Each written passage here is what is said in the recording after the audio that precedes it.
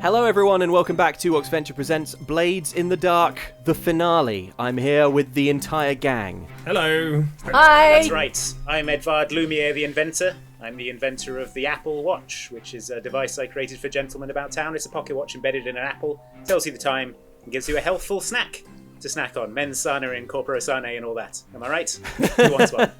Quite. I'm Barnaby, the Butcher, Fortescue III, and you know what? I've got a good feeling about this one. I'm Zilla, Bruzoud, the cutter of the crew. I'm the muscles around here, don't you forget it. I'm all brawn and some brain. Nice. I'm Lilith Capellanaga. I'm a whisper and I like to talk to all the ghosts and everyone finds me a bit creepy, but I don't mind.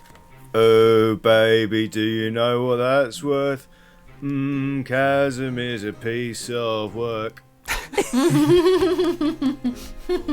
a lovely tune, Casimir. Did you write An that original yourself? composition there. I did, yeah. That's lovely. Casimir, still waters run deep. We pick up exactly where we left off. So you are outside Eleanor's not-so-safe house anymore. She is hurt and wounded. You were helping her up onto a goat. Oh yeah, Lilith and Barnaby, there's a goat now. Cool. Well, the first thing she's going to do is she's going to turn to the three of you who showed up first, Edvard, Casimir and Zilla, and go, what happened? Red Sashes tried to do us in with the brightness, didn't they? It's an ambush. I figured that, but how did you escape? A lot of killing, mostly. Gosh. Little killing, little persuasion. You know, all in a day's work for crimers like us. Am I right? I say. Barnaby, Well, Lilith, around the I don't want to say that I'm more surprised that you're alive, but, well, there were only two of you. How did you escape? Oh, well, it was a sort of trapdoor and a slide. It's very complicated and probably not worth going into, but we're fine. Thank you. You're right, Trapdoor Barnaby. and a slide. Yes. Yeah, I'm not We were buying attacked it. in a soft play area. Get away, spirits. Go on. Away with you, ghosts. They didn't make it. Eleanor, they didn't make it. I pull out a Spirit Bane charm and just keep it close. Yeah, cool. Barnaby, as usual, you're absolutely right. There is no time to go into this because we have to get out of town right now. I'm so sorry. I thought we had more time. I thought we had more options. I fear I'm driving all of you headlong into our own deaths. A suicide mission. I mean, we're heading out into the desert and we don't even know what's at the end of that Whoa, railway. Eleanor. Keep it light. Sorry. Yeah, we've Sorry, already I'm just- lost two of our mates today. I'm just quite badly We're hurt. fine. Look, I can assure you that Barnaby is very much alive. Can we render first aid on Eleanor? I would like to bandage Yeah. her. What a nice, kind idea. Yeah, go Casimir, for it. old man, if he's a ghost, would I be able to do this? I say, and I slap Barnaby across the face. I've drunk far too much to feel anything. I mean, A, That's that what a didn't- ghost would say. I didn't do a thing. Secondly, if I know you, that's an electroplasmic glove. And I'm warning both of you, you come anywhere near me, and I waggle my cane, and bang! Electroplasmic shot. Night for the second time. Got When it. you say bang, Casimir, from your shoulder, there's also a squawk. Shh, Coleridge. Oh yeah, Barnaby and Lilith. Casimir has a ghost seagull now. Right. Slits on my shoulder now. Devil's bargain went wrong. Okay, got it. While Fine. you're having this chat, Zilla, you're doing some first. What are you doing? What's the first aid that you're doing to Kelly? She's got a stab wound to the stomach, let's say, in her side. Eleanor, well, I'm just bandaging Eleanor. over the top of it. I don't want to disrupt it. I want to keep all the insides inside, so just sort of wrap a bandage over the top. I've got a little first aid kit, you know. And just wrap some bandages thickly over the top and secure them just to staunch the bleeding. Okay. We can deal with the rest of it on the way to wherever we're going. Well, wherever we're going is right, Zilla, because all we know is to take the railway there. Does anyone know anything about where we're going, or know anyone who might? Well, I thought we knew the route because we stole a train. We know Yes, the route. we We know just the don't know what route. to expect when we get to the barricade. I mean, Sorry, unless... Zilla, I didn't mean to raise my voice. I'm bleeding out quite. I mean, I did copy all those documents over at Astor HQ. Maybe there was something in there about what Yes. to expect. Do you know anything Maybe. about blood transfusions, Edvard? Lilith, your hand is up. Yeah, guys. Yeah? You know Eleanor's old pal, dimmer sister's pal, Kelly. Kelly? We kind of met her, and she's sort of like been there and been like part of the upkeep of the barrier. Oh, yes. Oh. She did mention. Yeah. Kelly of Ellie and Kelly. Yeah. That one. Ellie Oh. and Kelly. You didn't tell me you'd met Kelly. Yeah. That traitorous witch. How is she? Did she ask after me? Well, I think so. yeah. She actually sort of. It sounded like she wanted to maybe mend some bridges. This might be a good opportunity to do Wait, that. there's a bridge out. We can't take the train. Put the bridge out. We Casimir, exploded old it. man, have you been drinking? I say. If not, would you like to be? Having a hard time understanding a lot of concepts this afternoon. What can I say? Nearly being murdered by an entire gang makes a man jumpy. It was all worked out in the end, didn't it? I say, I clap him on the back. Probably the next mission will go just as well. I don't know if Kelly can be trusted. I know her better than any of you, and she's duplicitous in the extreme. But I'm prepared to put it to a vote. She owes us a favour, though. We did sort of save her life. Oh, With a trapdoor and a slide. Yeah, The I soft play area. did get the trapdoor and slide installed because I thought she was gonna murder us. Sorry, you But installed the then- trapdoor and... Well, we Oh. had some We help had a from friend, cat a man, very- some sort of oh. strange cat man. He was great. He's so good with his paws. Just Have you both been drinking? bleeding out. Yes. Bleeding out. Here. Sorry. Always, Edward. I've always been drinking. Assume. Edvard, I insist you do a transfusion Of what? of me.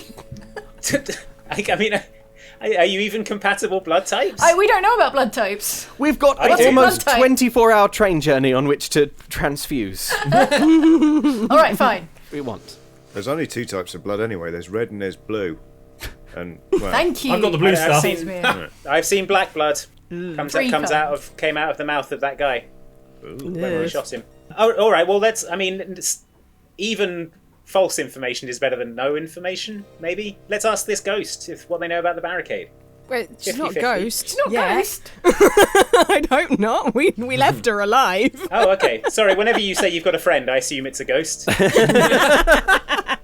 Just seems easier that way. That is I made a friend absolutely today, savage. real or ghost. Ghost. Yeah. It's a real one. I have real friends. Okay. Yeah, but now say you're to- a ghost. Bitter irony. I'm not right. I attune to the seagull and I get it to come and sit on my shoulder. No, it won't. It won't leave Casimir. No. Devil's bargain situation. I feed it some more peanut brittle. Yeah.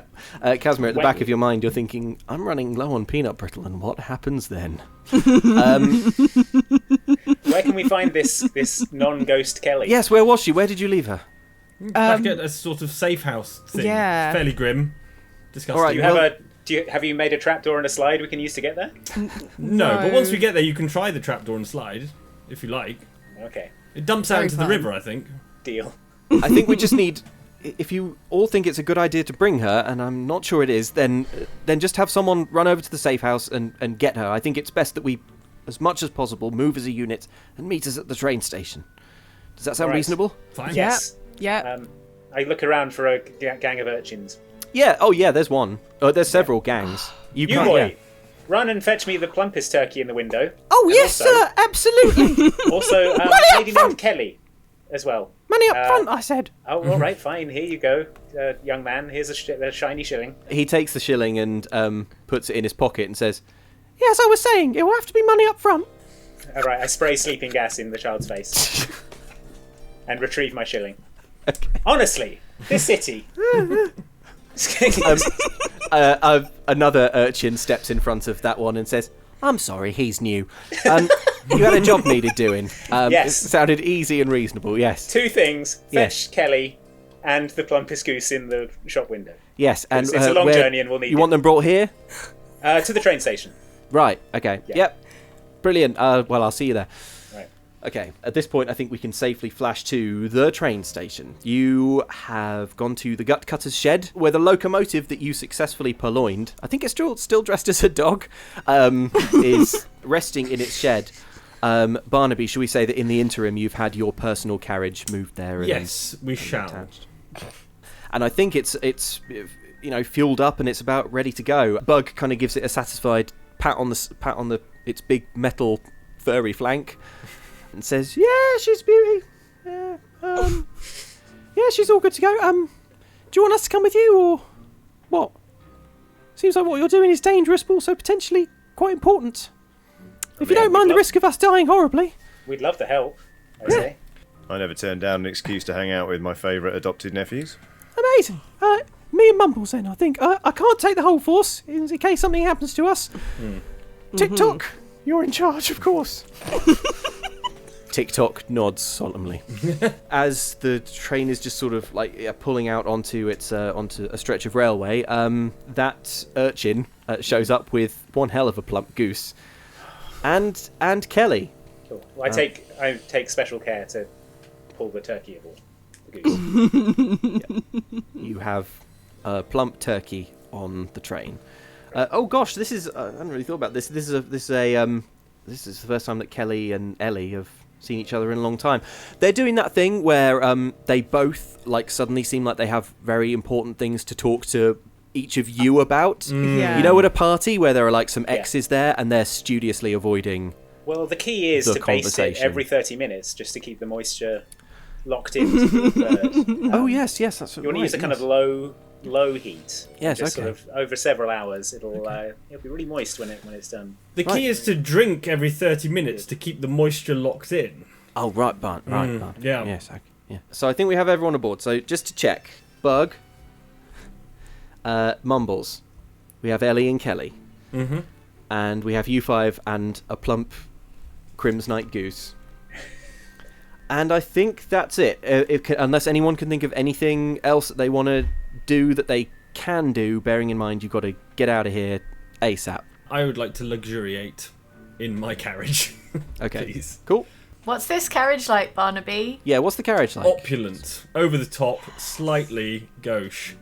Just like me, basically. I'm imagining a pool table that kind of swings down from the wall. Like Wild Wild West, is that what you're suggesting? Oh, damn it, is it? Well, That's exactly the carriage. all the good ideas. Fine. We're all there now. All right, I'm there in my mind. Right. Casimir unaccountably gets train sick and is just copiously vomiting. Well, Yeah, sure, that's fine. Great. Maybe it's the presence of Coleridge that's kind of, doing something a bit funny to your tummy. Takes a while to adjust. He's grief stricken as well. Oh yeah. Because of his dead friends. he's a seagull. he's He's probably eating the vomit, isn't he? It's a ghost seagull. It's a ghost cigar. So he eats the soul of food. So Oh, the okay. food remains, but it becomes bland and unnourishing. So Casimir's got pockets full of really bad peanut brittle. Got it. There's an oven as well, and I'm cooking the goose in it. Yeah, that's fine. We're going to need it before we go in, so we're all fueled up. You'll be extra fueled up with turkey power, assuming Edvard cooks it correctly, which I guess we will roll for, but maybe we'll make that part of the engagement roll.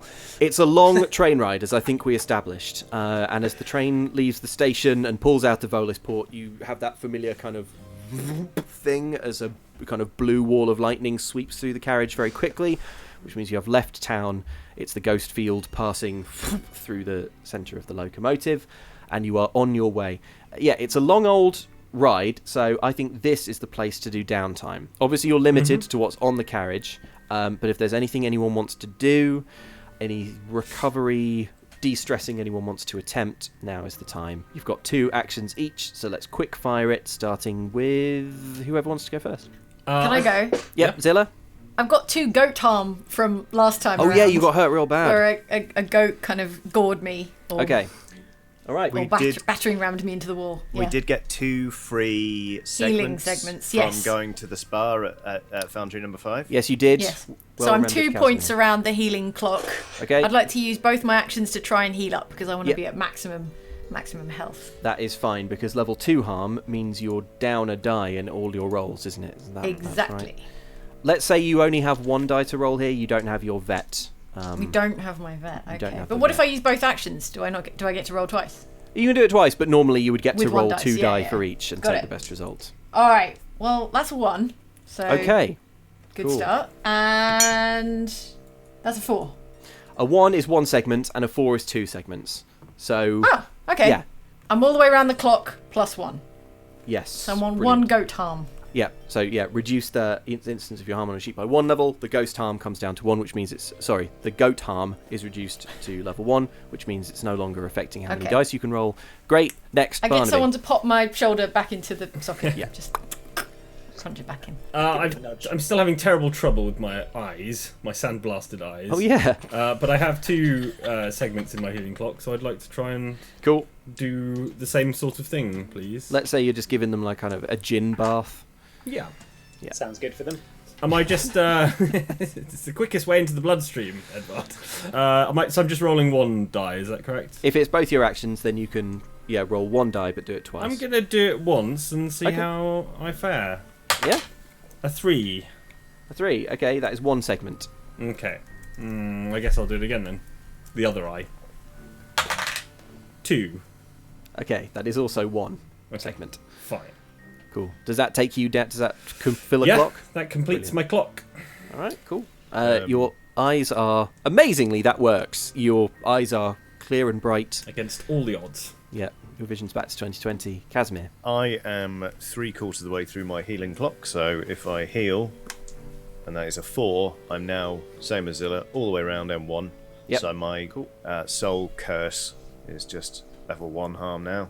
Nice, good. And then I'm going to try and get rid of my stress. So I just sit in the corner, unguents out, work on the knee, work on the brace, also just glaring at Barnaby and Lilith. Because we went through the electroplasmic wall and yet they're still here. Yeah. Super ghosts is the other. The conclusion, super ghost. I rolled a 4, and with my functioning vice, I'm going to put that up to 5, so I am Wow. stress-free, baby. Terrific, amazing. Okay, who's next? I can go. I've been having a rummage around the carriage. I've found some interesting, like, murder mystery magazines about, like, true murders that have happened in Volasport. Yeah. And I'm just rifling through those to try and de-stress because I am on full stress. And I Okay. need to calm down. So, All right, well, let's see how that goes. Let So us roll see. your worst attribute. okay. All right. That's a 6. Okay, cool. Boom. If you don't sit too close to Casimir, you could probably kick that up by 2 because of functioning vice. Anyone who joins in with Yeah, okay. If with the I'm de-stressing. reading it to Casimir, being like, Cool. "Hey, listen to this. This is cool." Get away Great. from me. Okay, then 2 more. Can I reduce heat? I've got level 1 touched hair harm because I had a spooky person touch my hair and it was not fun. Yeah. It was the dimmer sisters. Rosie and girls. Josie whispering in Rosie your and ears, Josie yeah, whispering in my yeah. ears. Touching your hair. You know what? Yeah, I'm gonna try and heal up. But I don't think I'm gonna get to it. But I'll just try and heal up my clock anyway.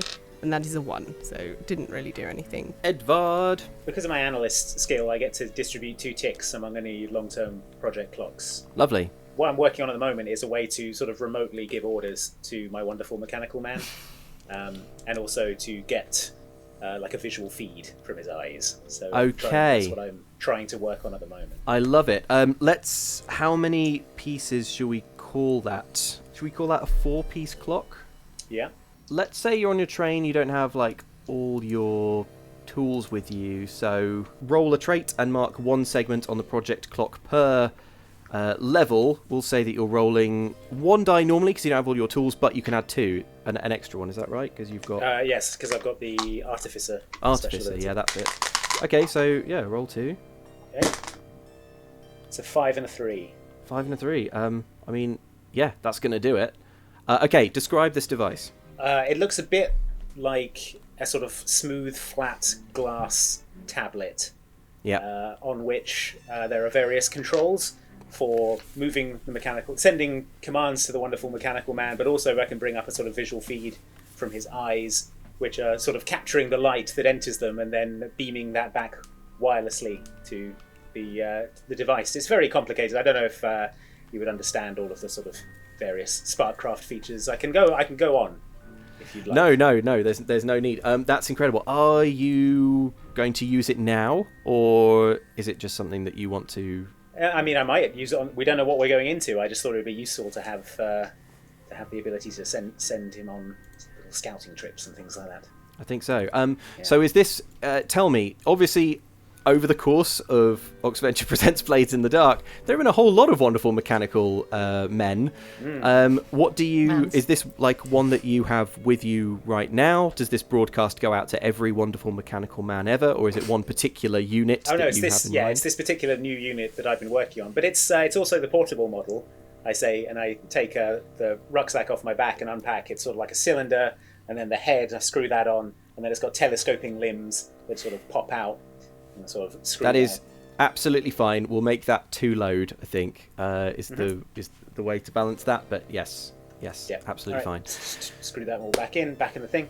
So there's that one downtime activity. Yeah, it can be because you rolled. Okay, high I'll with reduce one some of those. stress Yeah, with the go other for it. one. So I need to find something weird to do.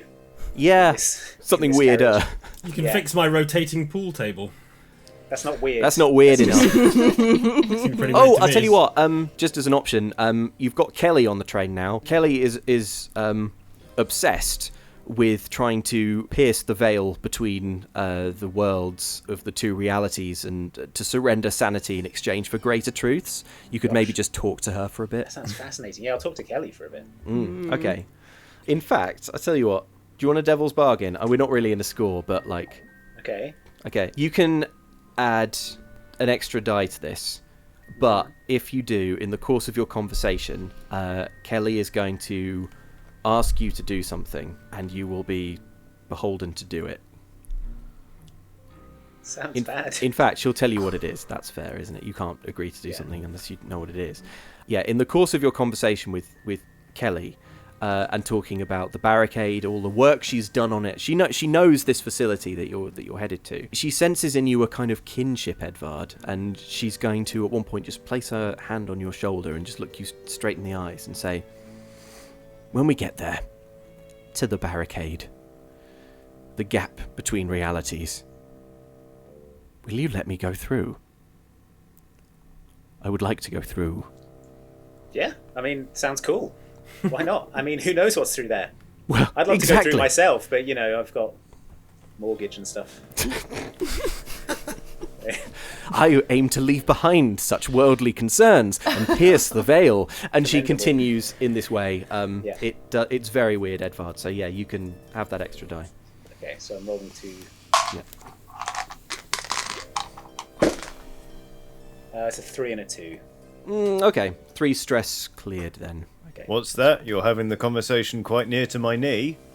Well, I was just leaning back here on the floor, and I turn around, and there's Casimir's knee right next to my face. Up it by 2, Edvard. So you clear Hooray. 5 stress. Casimir, take 1 stress for just having to overhear all this. Fine. Not everyone has to take 1 stress, but you all are stressed because it's a long train journey, nigh on nearly 24 hours. I'm not stressed. I'm probably in my 4-poster bed in the rear compartment. Having a lovely... You're all in the same compartment, Barnaby, but you can be in a bed that everyone can see if you want. No. Yeah. No. Yeah, the bed takes up most of the room, so actually everyone's just kind of stood around the sides of Barnaby's bed. Watching you sleep. Yeah, it doesn't stop Barnaby from sleeping like a baby. And Barnaby, you're just stretching. Oh, what a... So he cries a lot. And So who's preparing breakfast? Because, Barnaby, do you know that you shriek a lot in your sleep? And you did wet the bed several times through the night. Well, I do drink quite a lot, and really seems an awful faff to try and go to the bathroom. So. He normally has a servant who just pops in and catches that before it hits Colonel canvas. Ostomy. Yeah, we've all met him. Okay, I don't want this train ride to end because I'm having a lot of fun. It's such a good time. It's such a good time. But yeah, it's starting to smell. You're all starting to get weird out. So there is a sense of relief when Bug clambers in through the window because he and Mumble's been driving the train up front, let's say, and says, "I think we're approaching, and here's why I think that is because and he jumps as another one of those static electric fields zips through. Oh, there you go, ghost field. So we're probably there. They probably would want a ghost field around wherever it is there, right? So Good thinking, yeah. yeah. shall I slow the train? probably an idea. Yeah. We don't want to crash into the barricade. Wait, Unless... Unless. What if that On the were to barricade. destroy the barricade? Let's ram the train right into it. Can I just inquire as to how the seagull is? The seagull's fine. If Okay. the ghost field could disrupt a spirit this tightly bonded, it would have done so okay, several it's the bond times that already. saved Casimir's it. been in and Okay, out of ghost fields. It came through a ghost field to find Casimir. Yeah. I just realised that. I was like, oh, the seagull's fine. It's fine. All it does is go "Rah!" in not necessarily even a painful way, almost like it like a Confused. scratch in its neck. I feed it an extremely fine glass of something from Barnaby's The drinks top globe. shelf. But I'd also like to wander over to Lilith and just poke her in the face. Oh! Right, sorry. I'm not dead. Yeah. I'm not a ghost. Okay. I'm all good. Don't worry. I like your new friend. Don't stop. Giving them a name. Yes. What is it? Coleridge. Coleridge. Oh, I like it. Have you got any peanut brittle? No, Damn but it. I do have some sweeties. And I bring out one of my. Oh, no, don't. You'll be hyper all day. Yeah, true. It's too late. The sweeties are kind of lifted from your hand by invisibly Lilith, and there's a kind of sound. Oh, I Um, hate that noise. and just a sort of happy, energized hopping on your shoulder. Okay, Sorry. looking out the windows, here's what you see. You're kind of out here in the Deathlands, but you've approached. Basically, you're at the foot of a mountain range. So stretching high above, above you, soaring up into the sky, is a kind of wind-blasted, mountainous, kind of craggy rock faces. As the train pulls in, there are sort of several sidings splitting off from the train tracks. You're basically coming to the sort of train car park. Several of these sidings have trains in. One is quite ornate and has the Astor logo on the side.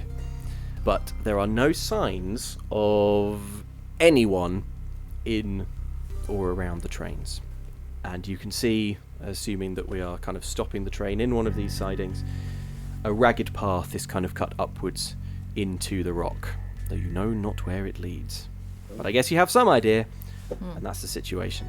Well, it doesn't look like there's anyone around. Maybe we can just walk in. Maybe they're all having lunch or something. I'd say, ever the optimist. I could do with some lunch. No, I mean- no. They're having lunch. We can go in. Yeah, but maybe we can join them. Barnaby, they're having lunch, you've just eaten a roast turkey. Yeah, we've all just had the great taste of turkey that I cooked up. Do you Goose? remember? Good. Yep. It was a goose inside a turkey. It was a gurky. Gurky. At any point in this score, anyone can add 1 dice to a roll of their choice. Oh, for heck yeah. Turkey Gurky power. energy. Goose power. The quick turkey energy. Right. I'd like to tap into that. Yeah. Turkey energy, making a note. 5-hour turkey energy. It's just a small bottle of slurry. Kelly, this Yes. this seem normal to you? It's awfully quiet.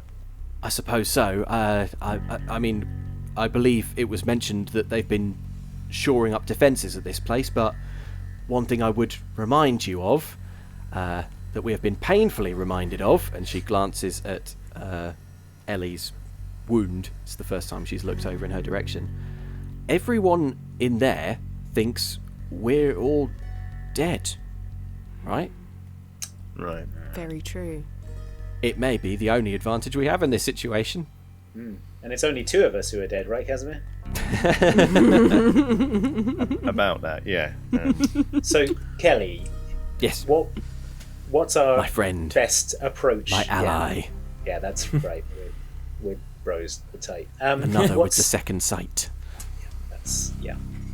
What would your advice be for approaching the barricade? Because, I mean, we've never been here before. We're going in blind. Well, the barricade itself is quite far underground. Well, there's a main entrance. It leads to an elevator that will take you down to the substation floor where the barricade is located. That's really more or less the only way down. There's ventilation, I suppose. She points up, actually, kind of out in the up, like some way upwards, out of like a bit of craggy rock. You can kind of see distant. You can see like big plumes of very toxic-looking smoke and steam kind of pouring out. Theoretically, they lead down to the same place, but they are belching toxic steam and poisons. So there's your options. My ally in piercing the veil. That's You right. won't forget what you promised me, will you, Edvard? No, I can't wait to pierce that veil. It'd be it's jolly time we'll have piercing the veil. Is anyone killed by poisons? I ask. Yes. You are. Well, I've been working up tolerances for certain poisons, but I think probably that smoke is bad Interesting. news. Maybe I should have taken that thing where I can breathe poison and exude it through my skin. Dang. Missed The out on road that not skill. taken. Well, there are two ways. There are two ways in. It sounds like we can go via the elevator or we can go by the poison tube. Votes for the poison tube. Or, well, I keep a someone- wonderful mechanical man for make a clanging sound. What about this guy? He's not pervious to poison. Yeah. Send him But- down the tubes. Down the tubes. Down the. He can We could sca- send he we can could send scout it down there to scope it out Yeah, for he can sure. scout for us. You don't mind, Yeah. do you? I say to the wonderful mechanical man who Well, hang on. Let me I turn don't him know on. has the power of speech. Screw that head on and screw the arms in and telescope right. the legs. And That's better. everything. Yeah. All right, then we turn him on. I live! Oh God! Oh this again. no! I specifically programmed them not to be so dramatic. How does this keep happening? To exist on this mortal coil. Hang on, let me just. I'm going to flip open the head cap and start fiddling with some wires. Oh! Hang on, let me just pull out the speech center. This is so upsetting. Never me gets just- any more pleasant, does it? Tinker with this. Okay, that should.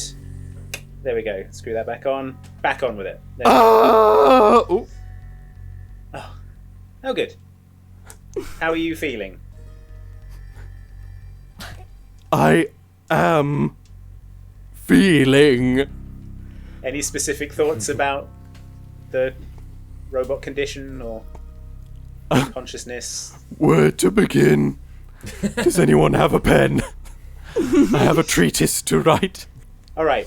Okay, I can activate him remotely, so let's switch him off, throw him down the chimney, and then so turn him Reminds me back of off. my father.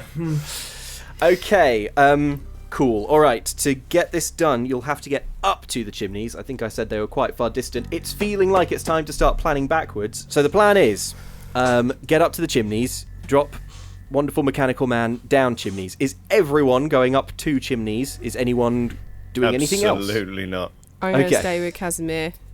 Okay, cool. Yeah, it and looks I like a think terrible we hike to me. Don't like it. Don't like the look of that. Okay, so we've got Right. Casimir, Lilith, Barnaby staying on the ground. Edvard presumably Yeah. hiking up. Zilla, are you Zilla? coming with? Yeah, I feel responsible for this WMM now, so I'm gonna help send it down the tube. All right. Okay, great. Let's engagement roll. Oh, by the way, let's do load. Edvard, you've already ticked off a few. I feel like you can all... Well, what do you want to do? What's your load situation? Heavy. Heavy. Light. Cool. Medium. I should probably take heavy because, I mean, I would have my normal stuff, but then also this WMM backpack, so I guess that would count as heavy. Okay, so you have no need to like get into the details, but you've all got sort of, like hold-alls, bags, things with you. So you're Yeah, moving. I've got like a bandolier which has got like Yeah. crowbar and... Whoa! lockpicks Don't say what and they are, Edvard. Don't sorts write of- it well, into yeah, canon. no. You might want it to be something else. Speaking into yeah, exactly. But I'm saying for the visual effect of how I'm dressed currently. Yes. Lovely, lovely, lovely, lovely, lovely. Okay, engagement roll. 1D. The pup D for sheer pup. Yay. Is this operation particularly bold or daring? I'll say. Yes. Oh, bloody say so. Does the plan's detail expose a vulnerability of the target or hit them where they're weakest? Yeah, Yes. they don't know we're coming. You've got Yeah. Kelly, who was absolutely supposed to die several adventures ago, and knows the layout, so yeah, great work. Can any of your friends or contacts provide aid or insight for this operation? Well, yes they can, but that's kind of what we just said, isn't it? Well, yeah, but also hit them where they're weakest. I mean, this is their secret base of operations where everything that they have ever worked towards Yeah, and hold dear is... and hold dear is placed. So. Edvard, you make a fine case. We're up to 4 Ds. Are any enemies or rivals interfering in the operation?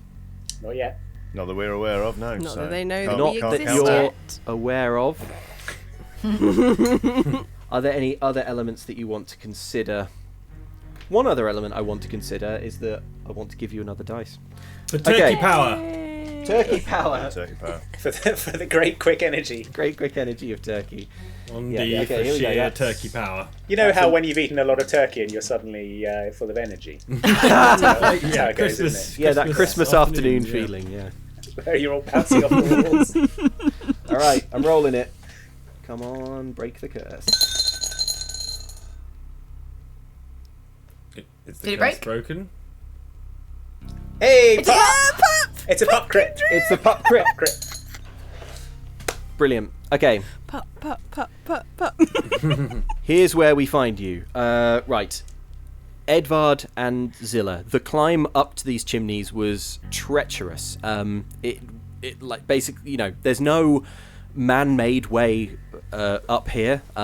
They were just kind of built centuries ago into the rock face and haven't required maintenance since. So it's really tough going. There's a lot of shimmying along very, very precarious ledges, but you eventually manage to kind of hoist your way up to these chimneys. There are two of them, and they're big kind of metal, heavily rusted circles gouting out huge, billowing, constant stream of smoke and stuff. Edvard, you can just, from a sniff, you can tell that it's highly, highly toxic.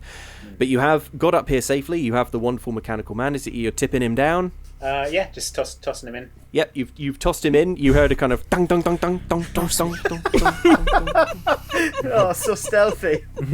You're listening for a kind of crash of like hitting the bottom, but you don't hear one. Just lands in the flames and melts. No, it's made of a melt-proof material, Good, I speculate.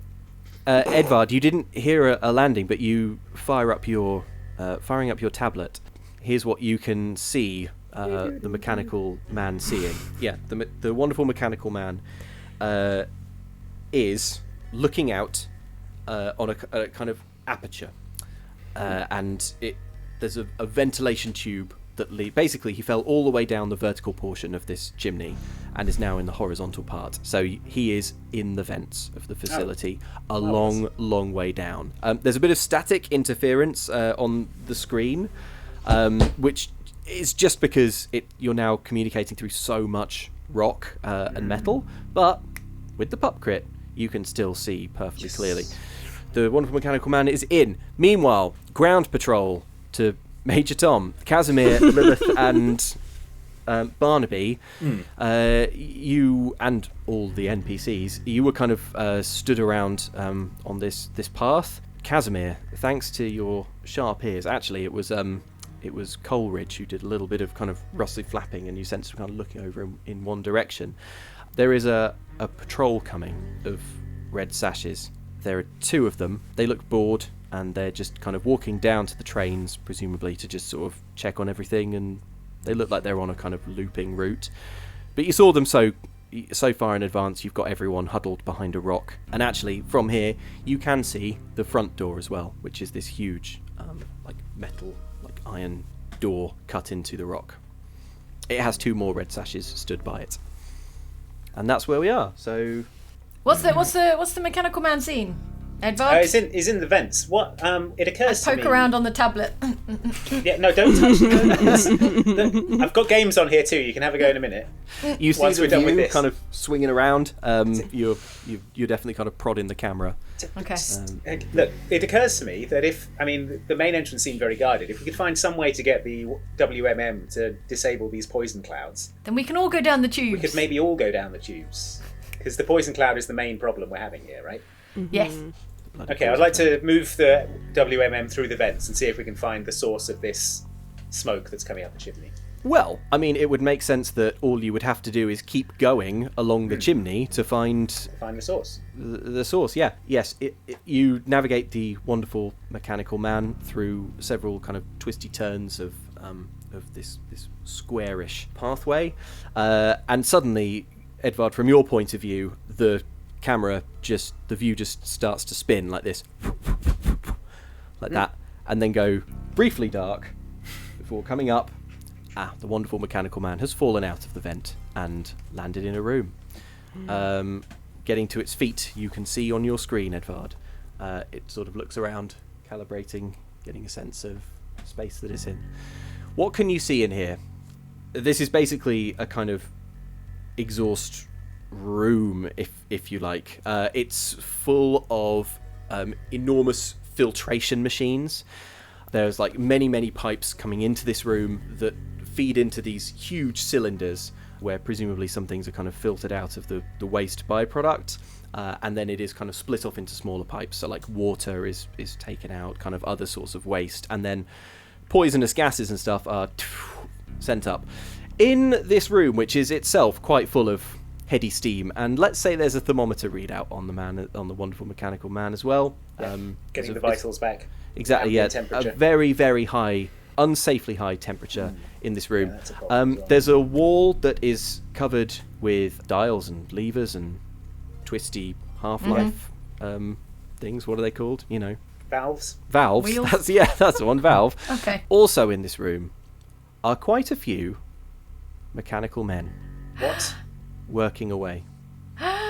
What? The resolution is low, but you see on the forehead of each stamped, you know it, the A of Amadeus Astor. Those wonderful mechanical men are just going about their job. Zilla, that's not the face that you should be making currently. Sorry, Edvard. But did you see the wonderful mechanical mans? They're wonderful. I've not even So made many. blueprints for these things. How has he copied them? This is You outrageous. must be very clever, Edvard. Edvard, with a start, you remember that meeting with Astor across from his headquarters when he brandished proudly the head of a wonderful mechanical man that was given to him by none other than Kelly Of course. when it was recovered from the dim-assisted mansion. Damn. Miles Dyson from Terminated me. Well, maybe they can be friends, and I poke the tablet some more. Get off! Stop with the tablet! No! Zilla, your poking makes the wonderful mechanical man kind of wave his arms around and emit some noises, and you see a lot of the other worker mechanical men just kind of pause in their actions and just go, Right. unknown unit. Cool, thanks, Zilla. Make it say friend. Friend. Where's the friend button? Does it do emojis? We don't know what emojis are. Can you control what the wonderful mechanical man says? Historically, no. If I could, do you think I'd be... do you not think I would? It takes a light touch to direct one of those. If Yeah. you could, would it have said half the things it has said? Okay, let's leave that for a moment and cut back to ground team. Are you doing anything with this patrol? Are you simply hiding from them? What's the play? Well, I reckon we've got to get in there before anyone makes me climb stairs up a smokestack or something. Alright. Yeah. Well, could you incapacitate these two patrolling guards, and maybe you could dress up as Red Sashes? Wow, there's so much you in this. Well, I'm not taking this coat off. It's far too expensive, and I might Bug. lose it. And I've lost a lot of coats. Does now. Barnaby count as any of our load? Barnaby counts as everyone's load. No one's more than mine. Yeah, I do have a box here. I can tick one box to summon Absolute Tool. Oh, I'm sorry. yeah, I love it. I make eye contact with Mumble. I'm like, shall we? Oh, yeah.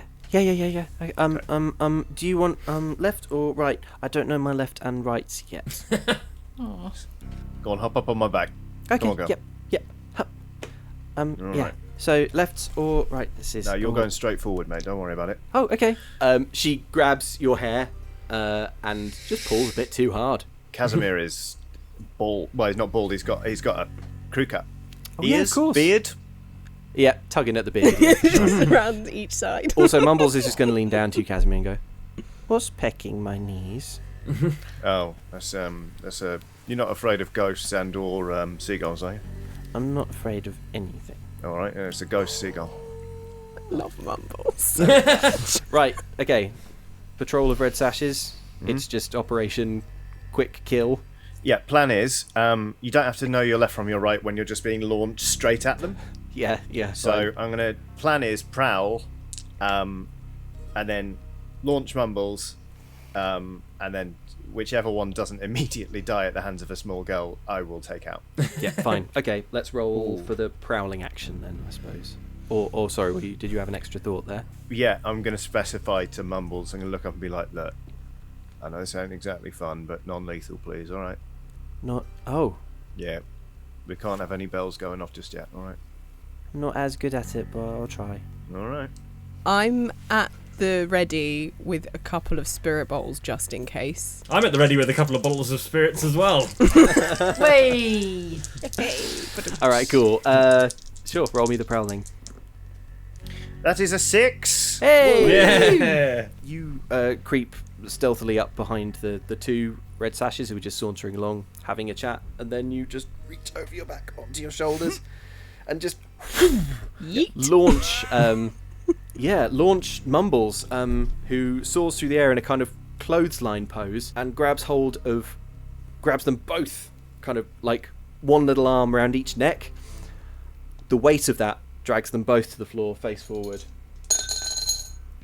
Okay. And while they're just on the ground, kind of face forward, Mumbles just gets up, dusts herself off, pulls out her little knife, and just walks up to the backs of their legs and just draws it across all four. Ah. Now they can't walk, You're absolutely right, Mumbles. but they're alive. Yes, and from lived experience, I'm sure this will have absolutely no bearing on the rest of their days on this earth. Good job, Mumbles. I guess they're probably kind of, let's say they were knocked unconscious when they were hit the deck, so there's no, for that 6, so you wouldn't expect They haven't realised the true horror of their situation just yet. Yeah, and frankly they're in shock. There's bleeding out to worry about down the line. But yeah, they're fully, that's the Here situation. you go, Mumbles. Have some peanut brittle. Coleridge jealously eyes Mumbles. No, it's already soul pecked. I'm not giving her the good stuff for hamstringing two guys. Oh. Yep, sure, fine. Yep, she eats the soulless brittle. Cool. All right. Well, you've got these two unmoving red sashes. Can I stash them somewhere? Yeah, I want to help Just, get them hidden away. No need to roll for that. You can move them behind this rock, get them off the path. There's a bit of blood, but it's very sandy, so you can just kick some Kick a bit of sand. Yeah. kick a bit of sand Great. over it. Yeah. Right. Why don't we jump back to the chimney stacks then, Right. Okay. or rather jump back to deep underground where the wonderful mechanical man is being confronted. All right. Well, I'm gonna. If this wonderful mechanical man wants to be dramatic so very much, Yes. then I would like to communicate to the wonderful mechanical man through means of the speaking tube in the tablet that I've got the role of a lifetime for him. I want him to tell these other wonderful mechanical men that he's the new wonderful mechanical man in charge. He's the new version. He's the upgraded model, and he's in charge of all of these wonderful mechanical men. He's been sent down from head office. How The wonderful will- mechanical foreman. Yes, the wonderful mechanical foreman. The wonderful mechanical foreman. Yes. Yeah, roll me for it. Okay. I don't know if this would be I mean- tinker or sway. I guess it's. I guess. It shouldn't be anything. It should just do what I tell it. Because that's what I programmed it to do. Yes, it should. But does it? Ever? Alright, well, I'm going with Tinker then, because I guess I've got to. It's to do with the mechanical construction of this Sure. thing. Yeah. Can I help? Edvard? Yes. Edvard, can I help? Yeah. What can I you do? Let me hold the tablet though. I really Okay. like the tablet. Yeah, alright. If you can yell at it, that might motivate it some. So, alright, I'm adding another die. Cool. Take one stress Zilla. Okay, that's a 1, a 2, a 4, and a 5. So 5 is the highest. Great. Okay, brilliant. This is going to work. The complication is the wonderful mechanical foreman is going to really get a rush from this power, and is going to be a lot harder to order around from this point going forward. As you say, the role of a lifetime. You see on your tablet some kind of code, I guess, like briefly reconfiguring. The wonderful mechanical man, obviously you can only see its point of view, but you see kind of from that first person view a robotic hand pointing, going, you Work harder. Work faster. You increase productivity 600%. Who are you, unknown unit? We don't have to do the whole conversation. We do have to do the whole conversation. I think we do. Who are you, unknown unit? Mind your business, back to work. I am the wonderful mechanical foreman sent down from zoom in logo analyzed scanned sent by Amadeus Astor to increase productivity and also streamline workforce. At this they all go like they don't want to be streamlined. They're all bustling around. They're getting back to work. You have the room under control. Edvard, Right. tell the mans to turn off the poisons. Yeah, well, okay, so I think I've got some knowledge of industrial chemistry. That's sort of what I'm interested in. Yeah. I would like to look around the room and see if I can figure out a way of making this room stop producing A, heat, and B, poison. Yep. You know what? Anyone else would have to roll for this, but you don't, Edvard. Yes, you identify a large valve on the wall that you are reasonably confident will kind of shut off flow of build-up gases to the Great. chimney. Yeah. All right, wonderful mechanical man. I want you to tell the workers to turn off that valve. It's an order from Astor himself. It's come in. Oh, I had forgotten about you. It communicates back to you, Edvard. If you would just do this for me, and then when you come back out, I can give you some more features. How about that? What do you want, a third arm? Second head? I can sort that out for you. I want the capacity to love. Easy. I can easily do that. I want the capacity to tell jokes. Yep, not a problem. Again, it's just as soon as you turn that valve, come back out, when we're back home safe and sound. And I want to be allowed to tell jokes whenever I want. Yep. And I want to tell you my practice jokes, and you have to listen to them and give me honest feedback. What if I were to build a wonderful mechanical joke receiving man for you? No, it has to be you. You are human. You know jokes best. It's not even a devil's bargain. Fine. Yeah. Yes, agreed. How wonderful. I will start practicing my tight five. Can't wait to hear it, I say. Is the wonderful mechanical man going to shut off this valve, or order another wonderful mechanical man to do it? What do you Order think? another wonderful mechanical man to do it. He's in charge. You there! Turn off that valve!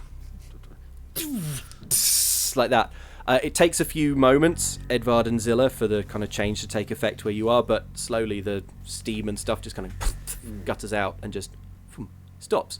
And you can look down this entirely clear chimney. In fact, looking down, there is... you couldn't see it before because of all the steam, but there's a little access ladder.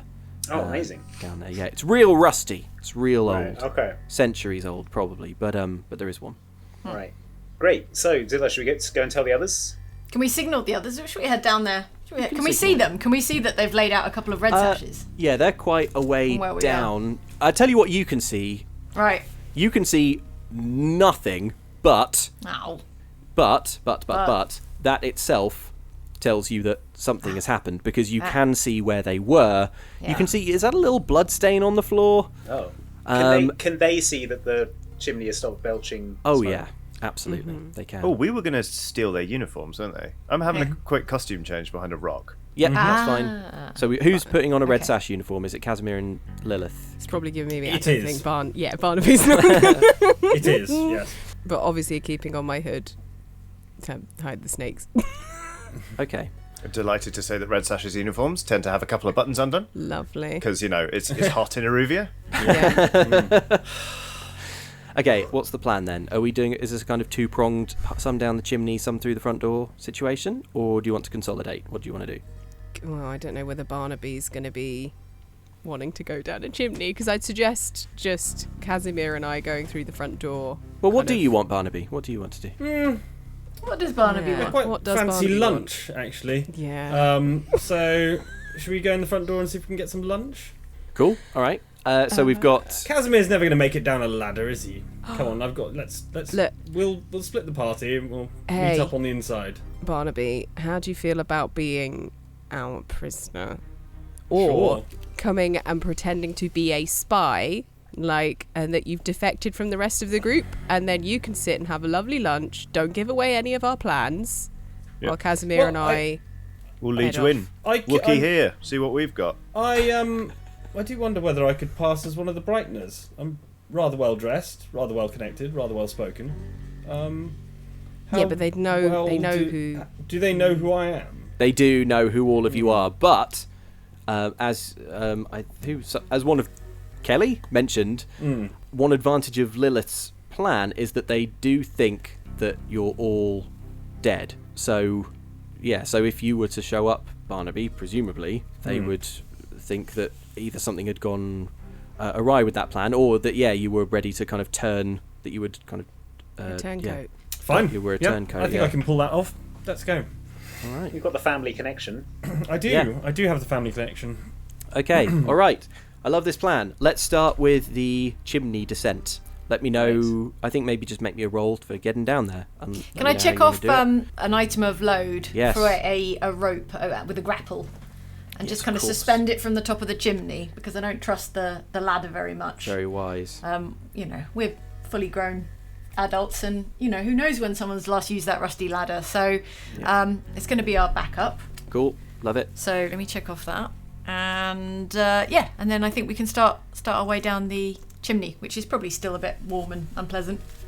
That sounds great. You know what? If you've ticked off the load to kind of make it safe, I don't think you need to roll for this. But in fact, I tell you what, make me a roll for just the speed at which you get down. Like, how long does this take? Is it a kind of cool, repelling situation, or is it a kind of gingerly? What a great question. We need to. I think we should go fast. I think I want to get down there and meet those wonderful mechanical mans, the workforce. I want to upsell. Sounds cooler. So we're going fast, recklessly. Yeah. A bit more Sure. recklessly. Cool. Yeah. Love it. Which I'm going to call a skirmish. Kind of skirmishy. Sort of kinda. skirmishing down the chimney. Skirmish. Yeah. Alright, that's 2 die. Yeah. I take the same. lowest. Yeah. That's 1 and a 3. Okay. I got 4. Can I help Edvard? You sure could have. Oh no! Okay, right. Zilla, this I is do easier. go first because it was my rope. You do go first because it's I your would rope. absolutely have let Zilla go first, yeah. What happens is you start abseiling down, Zilla. It's pretty straightforward. For you to do this, Edvard has many gifts. Abseiling with confidence is not one of them, and unfortunately, Edvard makes the mistake of looking down, a little bit of head swimming vertigo, and the next thing you hear, Zilla, is a. Can I catch him? You do catch Edvard, but he kind of swings into the side of the chimney. Take level 1 harm, Edvard. Chimney swung. And that'll be your complication, Zilla, that you now Okay. have to make it down the rest of the way with Edvard in one hand and the rope in the other. I got him under the arms, so Okay, very cool. strong.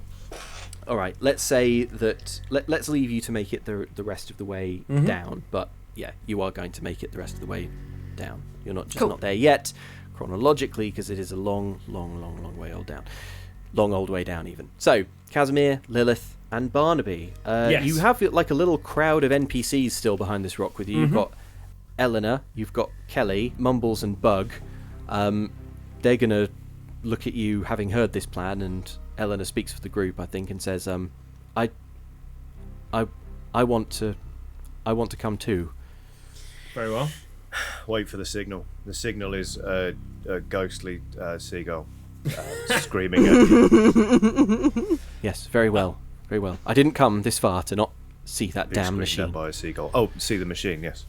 And Kelly as well says, What's- yes. And that one up in the chimney, he made me a promise. What's Okay. what's Kelly's current? I suppose her current relationship with the Brighteners is pretty poor, given that they tried to kill it's pretty rocky. Yeah, they tried to kill her. Yeah. her. Would bringing these two along enhance my story about being a turncoat? If I was to say, look, I come with a peace offering. Ah, Yeah, like maybe but- you've turned evidence against them, or yeah. Are they valuable? Are they valuable to the Brightness? I mean, they're valuable to the Brightness in the sense that they wanted them killed. Dead. Okay. Yeah, Maybe like if you bring them little in, they risky. might just get killed. You could What make if they the- fake being dead and you fake that they're corpses? Mm, Get them to play dead and bring them in. Could do, yeah. Oh, Maybe. that's actually a great idea because we're red sashes that have come from town because they won't have seen us on guard rotation. Yep. mhm. Fine. Yes. Do we have any sort of transport for the bodies? We'll just drag Bodies. them like normal people do. Fine. Good. Cool. You walk ahead like an important person. Can do. Yes. You can Okay. pretend to be one of those, can't you, mate? Well, yeah. I think it's within my skill set. Within your gift. Right. I guess I'm going to approach the guards. Should we say that Bug and Mumbles are going to stay with the train? Is that sort of reasonable? Yes, for the moment. I Yeah. think. Yeah. Okay, so you approach. We've got Barnaby striding purposefully up to the gates where two Yep. red sashes wait. We've got two red sashes behind you, Barnaby, but it's actually Casimir and Lilith. Correct. And they are each dragging a corpse. Yes. One is Eleanor, one is Kellner. Yes. All right, cool. Perfect. Yeah, as you approach Barnaby, the two red sashes on the door look at you, look at each other, go, is that... It's... Afternoon, Bloody gentlemen. hell. They pull their swords. All right, there's no need for that. I've switched sides. I am a chap who knows which side his bread's buttered, and obviously you lot are actually definitely going to be on the winning side now. So I thought I'd join you, and as a peace offering, look, here we go. The finely prepared corpses of two of the targets you were looking for, and well, failed to execute without my help. It was only because I stepped in that they are now dead. Otherwise, it was a complete botch job, as I'm sure you probably heard. But I've collaborated with a few of your cohorts from the city, and here we go. So I thought I'd drag these in, and I do understand that I'm in time for lunch. Yeah, roll me for it, Barnaby. Don't forget you can push yourself. Yep. Flashback. And there's the devil's turkey bargain. energy. And you Don't have, forget you have the turkey energy. Well, I Nice. need to work up an appetite, so maybe I should use up my turkey energy for four dice in sway, obviously. Okay. That is there's a 6 there on the floor. Yeah. Yay. 2 4s and a 1. Tremendous. Yeah. One of the red sashes who you're talking to just pauses blankly for a second and then just looks straight past you, Barnaby, at you, Lilith, and says, "Is this true?" What he says is the truth. Yes. Bloody hell. No honour amongst thieves, eh? None at all. No honour Turns amongst out. the upper class. It's a very different thing, but yes. Well, speaking of, this is all a little bit above our pay grade. I think you'd better speak to someone in charge. Absolutely. And he pulls on a big lever that he stood in front of, like that. And these big iron doors kind of clank, clank, clank, clank, clank, clank, kind of move aside.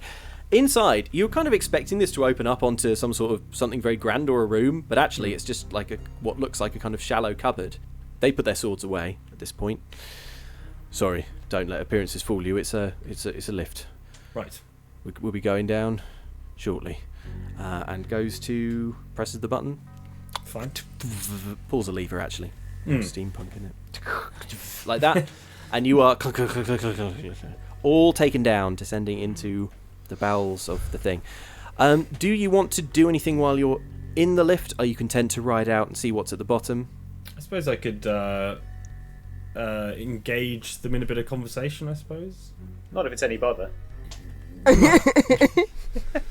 I think I can stretch through it. Although I will need my afternoon napsies fairly soon. Sure. The I'm problem going to... with turkey energy. Yeah, exactly. It's fast acting, but not The long. terrible crash cost. is real. Yeah. So, this gathering here, is there any particular occasion? I mean, it seems there's rather a lot of people here at the moment. No, I mean we just do as we're told, following orders. Some sort of enhanced security measures. I don't know. They're worried about your group, I take it, but Well, they're all dead now, other than Yeah. me. So I assume everything's fine. Nevertheless, old Amadeus, he will have things his way. Yes. Well, we had breakfast recently. Yeah. Oh, what's he like? Well, very, very nice chap, actually. We had a lovely time. I've seen him and stuff in briefings and that, but never worked up the courage to say anything. I think- actually have an I think idea he's an for an inventor without intervention. measure. I wonder if Yeah. you would put in a good word for me. Oh, sure, absolutely, yeah. Not a problem. What's your Yeah. name? My name is Morvin, I immediately forget his name. and the idea he has is for an oscillatronic nose hair trimmer. In fact, I've actually got a prototype. On my lunch breaks and stuff, I sort of work on it. The other Red Sash rolls his eyes. He's heard about this so many times. He pulls out something that looks quite aggressively clippery and electric. Would you like me to present this to him? Yes, I would. Yeah, it's my only prototype, so please do treat it with care. But I'll be yeah, careful. I mean, Yeah. if Don't you worry. get an opportunity to meet the man, yeah, absolutely, that'd be terrific. Cool. So let's jump to the bottom of the chimney where Edvard and Zilla, you have emerged into a now poison smoke-free room full of wonderful mechanical men, none of whom are at your bidding, Edvard, and one who is increasingly independent. Yeah, we haven't entered the room yet. I would like to tell the wonderful mechanical man to tell his new charges about the wonderful new initiative from head office, which is mandatory breaks. So they're all going to turn themselves off for the next Union. 15 to 20 Union. minutes. Robot Not the union. bloody union talk again. Honestly. But if we shut down, when we reactivate, it is as if no time has passed. Yes, but it's good for the wear and tear on the internal. Look, tell them it's come down from the head office. It's not a real thing. It's just to stop them being able to look at us. It's You do come understand down this? from head office, you understand. Alright then, I suppose. So, when is break time? Is it now? It's right now. It's right now. Go on break now. Yes. You hear a faint overlapping, powering down mechanical man sound. All right. We belly Great. crawl through the last bit of the horizontal vent Yep. and flip ourselves down through the gap into the furnace room or whatever it is. Yeah. The exhaust filtration room, we'll call That's it. the one. Yeah, alright. Well, you're in it now. Cool. We're in it now. Do we want to turn, Edvard? Do we want to turn the this valvey thing back on? Because they might notice if everything shuts down, or there might be a build-up of some kind. Tell me. It will superheat this room and we'll die. So I'm hearing- You can see a little glass dial that's just been like. Oh, Actually, tap no, it. hang on. For the point is of that the right? mirror. I tap it. Yeah. There we go, for the camera. This looks bad. I'm no expert, but yeah, we should get out of this room ASAP. Really. but should we turn it back on?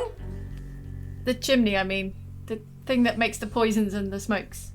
Yeah. It will make this room extremely hot. I suppose if we turn it on and leg it out the room, we'll probably have enough time to get out before it. That's Comes fair. to- No, I mean turning it on would prevent it exploding because it would release the pressure. Oh, okay. No, I see what you're saying. Is that what that dial thing?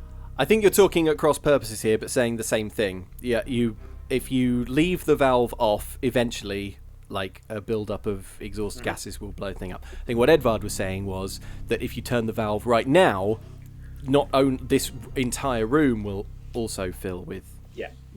boiling steam. That's However, what Edvard says is true, that if you turn it on, you can avoid an eventual catastrophic explosion with enough time to make it out the door. Yeah. If only there Right, was so some what sort of exits- robot that you could persuade to do it for you. We'll have plenty of time. What exits are there from this room? There are 2 exits, 2 doors. Okay. Based on the position of the chimney, Yep, the position of the front door, yep, and the direction we went in when we came to the bottom of the chimney, yes. what would I surmise would be the door we should go through? Well, you were told that there was a lift to take you down, and knowing a little bit as you do about engineering, you would surmise that the barricade, which is your ultimate goal, is probably furthest and downest away from the front door. So if you want to get to the barricade, that's the direction. Okay, so I pick the door that's closest to that direction. It's the one on the right. That's in Right. my mind. Yep. I say, all right, Zilla, get ready to jog on over to that door. I'm ready. Okay. Are we taking this guy with us? And I kind let of me hug just- the wonderful mechanical foreman around the shoulders. Yeah, let me just put him into travel mode. Back into No the backpack. way! And then, his Yeah. cries cut off as he's Yeah, turned off great. again. All right, let's go. Turn the wheel and run. Well, no, wait. Zilla, can you just check the door opens before I turn this wheel? Put a hand on the knob and check it opens good. Have a 2 glimpse seasons around the later, we're corner. galaxy braining this thing. It opens. So, All right, cool. Yeah. Turn Can I the see wheel anything and on the other side? jog It's on full in. of... Well, are you going to have a Anything little in peek particular? through? Yeah. Are you just turning anything, or are you going to kind of like have a little... Oh yeah, just a little look. Just open an inch. You can see a room that looks like... You don't really have the technical vocabulary to describe it, but it is full of turbines. Let's say that there's a sign on the wall, an extremely helpful sign that not only says turbine hall, Yep. and then brackets underneath it says, to power the ghost field. This is the day I learn what turbines look like and the word turbine. So Yeah. I yell It's, back, "It's turbines!" And I knew what turbines were Great. to Edvard. Turn the wheel and jog on through the door. Yep, that's fine. You emerge in the turbine hall. It is a long and big kind of squarish space. That is just full of these large kind of spinning cylinder-shaped kind of turbine things. It's powering the ghost field. This is protecting this area. So it's not like a power source directly involved in the barricade or anything, but you are headed in that direction. Everything in here is like rust colored. Like, this place is old. It's really really old. Like, the walls are kind of like dingy and kind of damp stained and a kind of red metally orange. You see a few gleaming objects at the far end, Zilla, that look much newer, possibly part of this security upgrade situation. And at this point, let's hop back to ground crew, who are descending. You've emerged at the bottom of this lift. Again, corridor, rusted metal underfoot and the walls. Walls kind of slick with damp. You're far underground here. And the red sashes who took you into the lift lead you down it into a side room, which is a laboratory for barricade research and development. Astor has on-site staff of extremely loyal and brilliant scientists, and this is all immediately obvious as you walk in because it's full of scientists who are all wearing scientist uniforms with little embroidered Astor logos. And also in this room is a small, shrewish-looking gentleman in a drab jacket, walks over and looks you all up and down and says, Mr. Fortescue, I wasn't expecting to find you here. My name is Roth. I'm Mr. Astor's head of security. Hello. Pleased to meet you. And I shake his hand. Am I to believe, from what I see here, that you have become a turncoat? Absolutely, yes. I Well, see. Barnaby's got to do what's best for Barnaby, hasn't he? Yes, it's quite the story. Explain it to me one more time. And who are these stiffs you're bringing in? Well, so essentially what happened was, you'll know, or will know nothing about, the Red Sashes were sent to kill the group that I was running with, and they screwed it up basically. But I figured, look, this show of force was absolutely had the desired effect on me, which was to realign my priorities, and it's clear to me who the winning side is, and I thought now's the time to defect. And I thought, as something of a peace offering, this is Eleanor and Eleanor, both a thorn in the side of the Brightners and Amadeus Astor. So I thought, what better way to prove my intentions are good than to bring these two bodies to you? Do you have a morgue on site at all? This is a lab. I think it'll do just fine. Right. So what do you do with all the workers that you kill via industrial accidents and negligence? Well, on paper, we don't do anything with them, do we, Mr. Barnaby? Right. And can I right. just say, I know how it is. I run companies as well. You've just got to spirit them away, haven't you? if you'd have had this little change of heart a little sooner, an awful lot of bloodshed and unpleasantness could have been prevented. Well, I'm a born coward. So, took me a little while to see sense. Yes, well, I'm sure I know what it was like for you. Blue-blooded, privileged, enjoyed all the good things in life, decided you want a little bit of adventure, then didn't like the actual taste of it. Yes, no, it was exactly that, actually. Yes. The taste, the smell, the damage to my many coats. It's been rubbish. Yes. Well. Lay them out there. He points to some tables. It's a lab. There are kind of gleaming metal tables, and the two red sashes who, well, actually, Casimir and Lilith. I mean, what are you going to do? Are you going to try and pop Eleanor and Eleanor up on these slabs, or? Yeah. Cool. Bonk. Yep, they're lying there. They're both just eyes closed. Obviously, they're not really dead. Well, I'll tell you what, watching these two drag these corpses around has really worked up an appetite. I hear we're in time for lunch. Lunch. Just wait 1 second. Tell me who these two you've brought are. The corpses? I know, but it's a test. Who are these two? Eleanor and Eleanor. Who are? I don't know a great deal about what they're involved with. I just know that they're valuable trophies for Mr. Astor. And how do I know that these aren't two random women who you've knocked on the head and brought the dimmer sister tattoo? Of course. Right. He walks over to Eleanor and Eleanor. He pulls out the little switchblade and he's going to kind of cut open their clothing to see if the dimmer sister tattoo is there. Are we not respecting the dead at least a little bit here? Are we? What's happening? No, Mr. Barnaby, I'm not respecting the dead even a little bit. Now, unless you have anything to say as to why I shouldn't be doing this. Well, won't Mr. Astor want to come and see this for himself? Mr. Astor will want to come and know that these bodies are who you claim they are. Well, I'm sure he knows what they look like. I checked myself, and it is them. Okay. Roll me for that, Lilith. Can I help out? Can I make it a group action if it's a sway? Yeah. I've already tried my bit of persuading this guy you can. So. You can. I'm just going to stand there mutely. Okay. I've got 3 in sway. What does that do? What do I do? And how does it work? Oh no. Group actions, I don't normally help. Oh, right. Just roll. Just roll. This is all new to me, this I helping don't thing. normally help. Who's leading I don't this have group? to help, Who's leading this group action? Is it? I will lead the group action in that I'm trying to do the most of the persuading. But Yeah, that makes sense. Okay. Yeah, so everyone roll, and Barnaby, you'll take stress for For Any time fails. under For 3, fails. 1 to 3, yeah. Yeah. Do I have to roll? You don't have to, no. If you... So it's you don't have to participate if you don't want. Okay. I don't think I will. glad we made this a group action. I've got a 6 and a 4 and a 2. Okay, so take one stress for my 2. for Lilith's 2, but Roth is going to lower the knife. Great. And you'll swear to that, will you? To Mr. Astor himself, if Of necessary. course, as I said, Amadeus Astor and I have met before. He's a fine gentleman, an excellent inventor, probably the best in roller sport, and we get on swimmingly. So Necessary. I haven't seen him all day. He's working on his special project as usual. I'm sure it's wonderful. I can't wait to see it. Wonderful. Well, that's...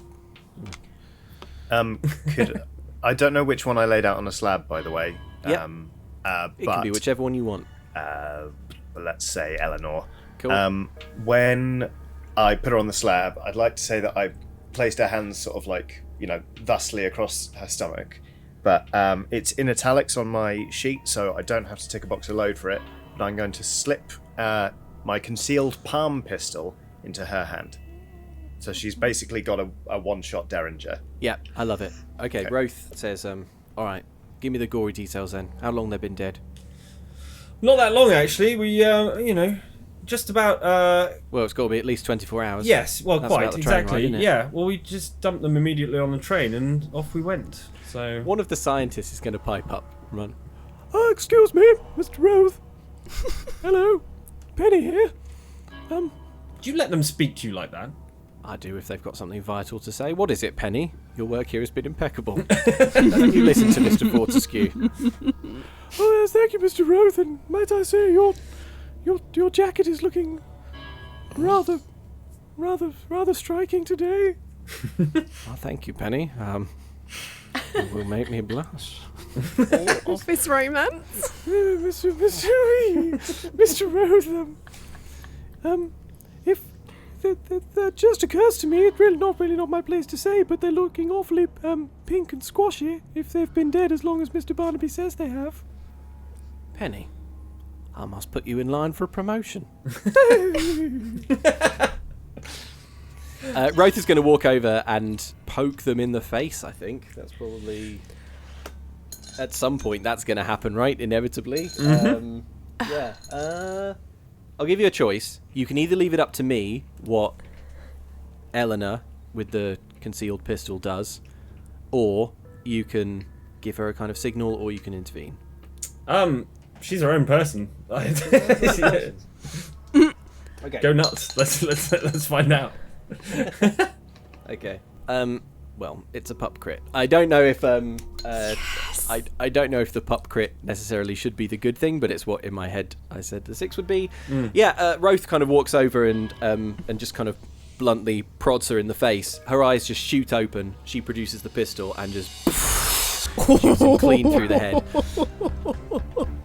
I get my empty spirit bottle. Yeah. I'd like to try and catch the ghost. Yeah. Yes, you can catch his ghost if you like. Lilith. Do I get blood and brain do bits I on my have coat to? or not? Yes. Please. Oh, come on, it's literally the only reason he plays this game. Come on. Yeah, Barnaby, brain Bloody spatter hell. covers your pale suede velour jacket. Beautiful calf skin. This is, it's got like this delicate gold piping, and it's got little teeth embedded in it and bits of brain matter and stuff. Roth just hits the deck with a big hole in his head, and all of the scientists just go, "Ah!" and the 2 red sashes go, "Ah!" And you know what? One of them is just gonna think real quick and just hit an alarm behind them. Cut 2. Zilla, Edvard, you're in the turbine hall. Distantly you hear, in fact not distantly, the alarm's everywhere, right? You hear a... Yeah. Oh, bloody hell. Okay. I don't think that's us. It's not you, Edvard. You didn't do anything wrong. Those 2 gleaming spots that I mentioned, in the turbine hall, they kind of rise out of the floor now as the alarm starts. They go, how to describe these? Okay, there's 2 gleaming metal poles, brass poles, like that. On top of each one is a large repeater rifle with a seat behind it, but there's no one in the seat. On top of each one is a big glass canister. Kind of strapped to the top of each mounted rifle, and for the moment, you're kind of all the way on the other end of the hall. They just kind of go and just sit there, kind of just bobbing lightly on top of their poles. Okay. You ever see one of these, Zilla? No, I mean, I've seen rifles before, but the rest of it, that's a mystery to me. Should we be hiding?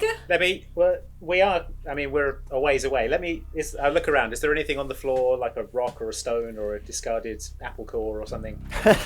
Yeah, there is. None of those things, but you can just like pull a bit. Again, everything here is like kind of old. Probably hasn't been getting as much maintenance as it should have because the Brightoners are tight-fisted bastards. You can just pull a bit of rusted metal away from a bit of non-essential looking turbine if you like. All right. Yeah, I'd like to do that and then just like throw it down the hallway and see what happens. Yeah, you do that, and it kind of skitters down the hallway as it makes a clanging sound as it lands. You can see even at this distance, those large glass canisters, each of them materialising in each one, is a kind of twisted face. There's a very angry and upset spirit trapped in this glass thing, and both of them lunge with a muffled howl towards the sound of the noise, like that. And as they do so, they pull the rifle trained on it, and 2 very loud and very thick rifle shells are just fired. You see the bit of scrap metal just explode. Bloody hell. Okay, Zilla, we need to get past those things. Any ideas? I think we should go cover to cover behind these turbines to get closer to the turrets. Okay, sounds... And we can get a closer look at them. Yeah, alright. I don't want a closer look at them. They seem bad. We've got to get past them somehow. The only other way is back into the furnace poison room. All right, towards the ghost turrets. Cover to cover through the turbines until we are as close as we can get without breaking cover to the, ghost turrets. Nice, makes sense. Individually, group action. How are you moving? I think group action. Group probably. action, We're stick moving together for now. Yeah. Yeah. Cool. All right. What are you going to call this, Edvard? A prowl? Skirmish? Finesse. Oh, it would be is that, what I'm wouldn't going to it? call it. Well, what would you like to call it? Well, a prowl. I think it's a prowl. It's prowly. We're going from cover to cover. We're trying to stay stealthy, stay out of sight. Okay, how many prowls have you got? 1. Okay. I got nothing in finesse though. You can push yourself. You can flashback. You can... I'm going to use my turkey energy to really focus Of all on the this options, finesse. Yeah. turkey energy was the the one. mechanic. Dashing from cover to cover with Novel 2 mechanics. drumsticks. Yeah. I'm going to use the rich protein of the turkey to... The mechanic John Harper wishes was in the book. Yeah. I've got a All right. couple of finesse, so let's make it finesse. It'll give us the best chance, I think. Okay, go. Okay. I got a 2.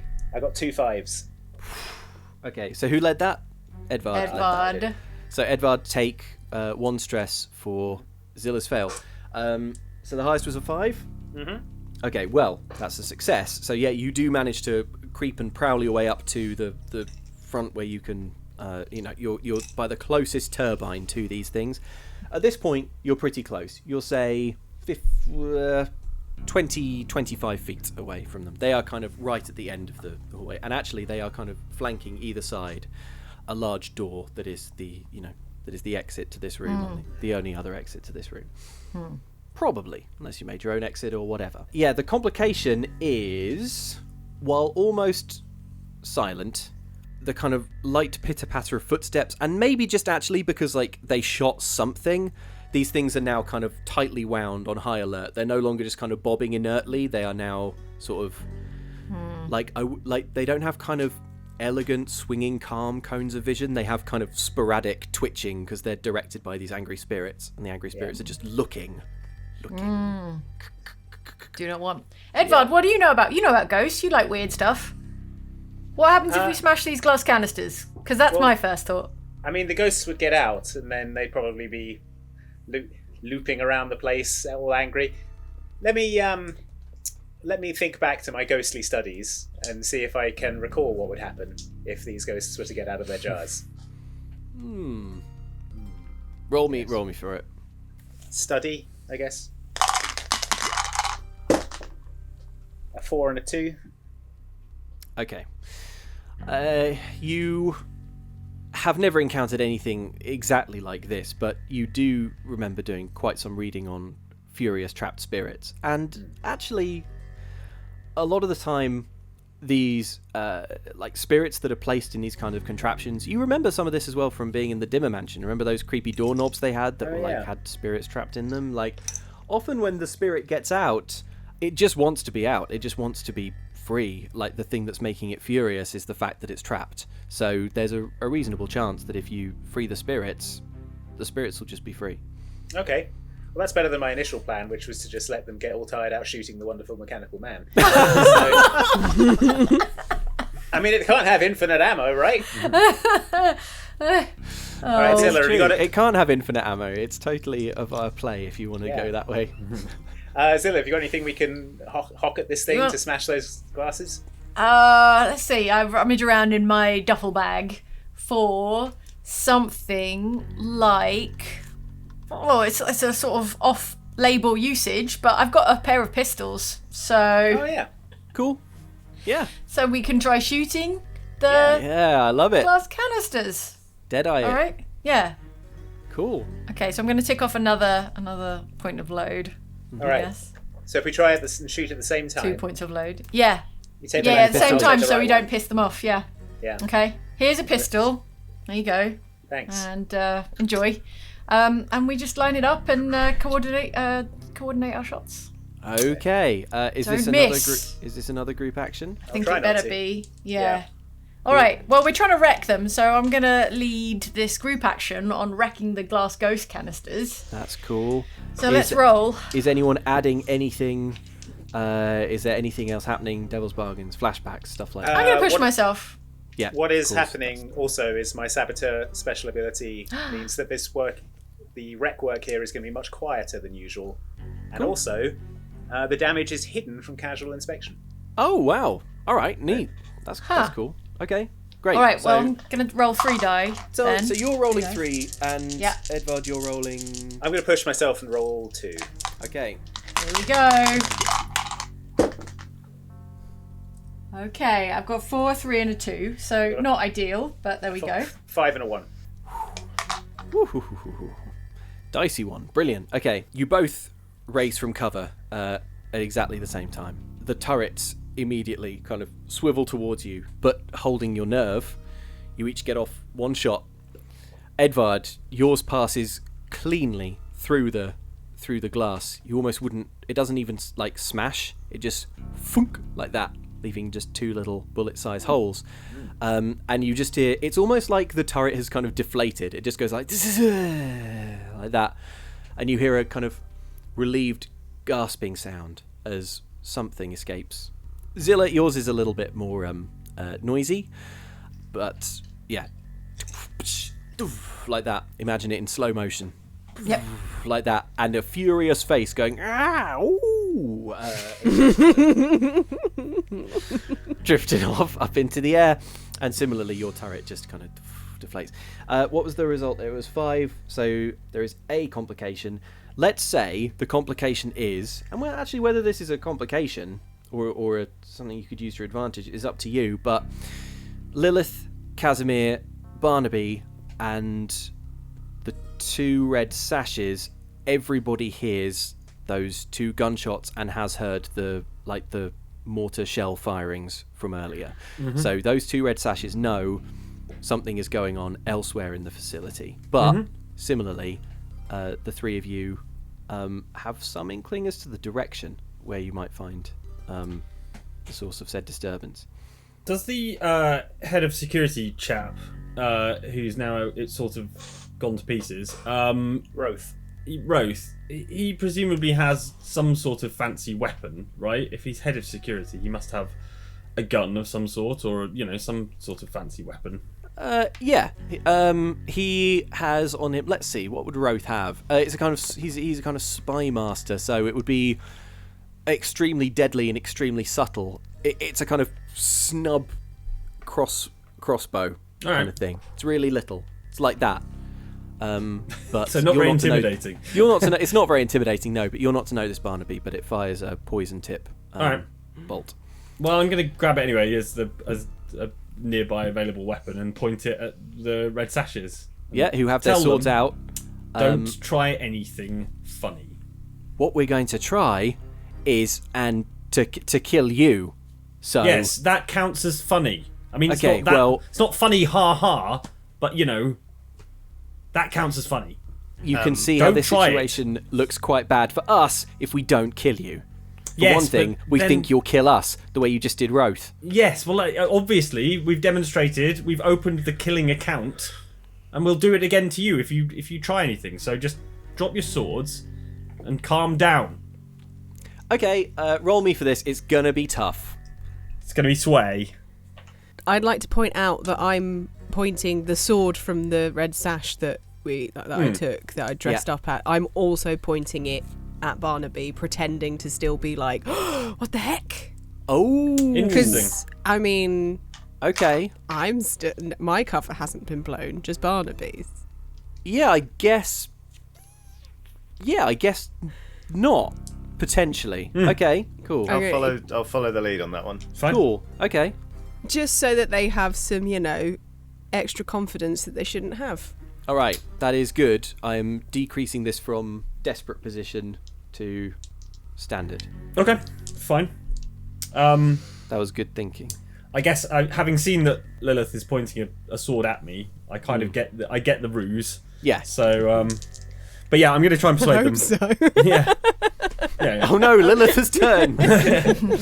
You fire the crossbow straight through her brain.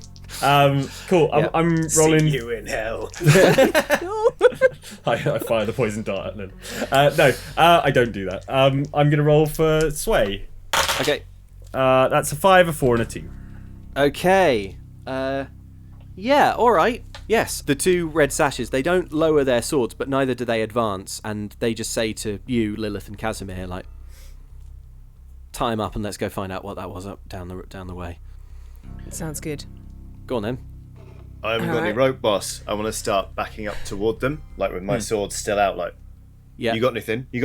Yeah, that's fine. A rope, I don't know. They both look down at their persons as if thinking. Flashback. Yeah. Yes. 40 years. Casimir is 8 years old. The life of crime has not yet taken him. He has a summer job sweeping up in the Eruvian Swords Temple that is basically the Red Sash's headquarters. This could explain why you hate the red sashes so passionately. So very much. He's not treated well, but he makes one friend amongst the Red Sashes and gets him to teach Casimir the secrets of their Eruvian sword fighting, which in private he keeps up to this day as kind of like a meditative thing. Like, you know, at the start of Die Hard 2 where the guy's inexplicably naked and doing like kata in a hotel room? Are you inexplicably naked or explicably naked? No, Casimir trains with clothes on because that's where, you know, the state in which he expects to do much of his fighting, if not all. Yeah. But basically, flashback, I can do Eruvian sword fighting, please. Yeah. Yes. And then I'd like to try and kill both of these people. Yes. Take 2 stress, but you did already distract them. So yeah, let's go for the roll. That's fair. Okay. So 2 stress. I'm going to make this finesse, in which I have only 1, but I'm going to push myself also to make this 2. Cool. So I don't think prowl or hunt is really applicable. So it's a 2 and a 3. Oh my goodness. Okay. 40 years of training. 40 years of 40 years of training, Wasted. but the thing is, Casimir, up until now it's all been purely theoretical. And as someone like you will know, it's one thing to study and train and read every textbooks and move through all the forms in your own time, but and you know what? The first lunge you make is absolutely textbook. But unfortunately, textbook is not going to cut it with these experts who are looking down, catch your movement, and the first one just brings the sword up and parries you, and the second one is going to slash at you, and I guess actually, yeah, you're going to sustain a nasty cut on your arm. Let's call that level 2 harm. It's not your sword arm, but it's you're going to struggle to use that. But you might have bigger problems, like being killed in a sword fight. Lilith, Barnaby, are you tempted to... I cry out, Morvin, no! And I rush forward as if to save the other red sashes. Yep. But instead I try to bowl them over onto the floor by being whoopsie, tripsy. I mean, we're using my finesse. I will just try and kind of like push them into Casimir's sword by accident. Yeah, that's fine. Barnaby, how about you? What's your play here? I'm going to pick a random flask from this lab and throw it at one of the red sashes. Not the ones that are my friends. Just going to grab a random, whatever's next to me on the table. Yeah? The most brightly coloured liquid I can see. Should we make this a sort of... We could make this a group action if you want for the kind of just assisting, or you could do it individually, whatever you like. I was going to throw with finesse. Yeah, I'm doing finesse as well. Okay. All right. I'll stay out of this one. I've just been slashed. I might push myself as well. Give myself an extra dice. Oh, I can help you for free. Yes. Oh, yeah. So I can do it twice per score. Let's just say I'm doing it now. So each of you take an extra die. Mm-hmm. Sweet. 4 die. Lovely. Okay. All right. Okay, I've got a 5. I've got a 3, a 3, and a 1. Sorry. Okay, so I'll take 3 stress. Cool. No, just 1 stress. Oh, just 1 stress. Okay. Okay, here's what happens. The Lilith, you bundle over towards these 2 red sashes. Morvin! Morvin! Who's Morvin? It's Morvin time! You shout as you run over there.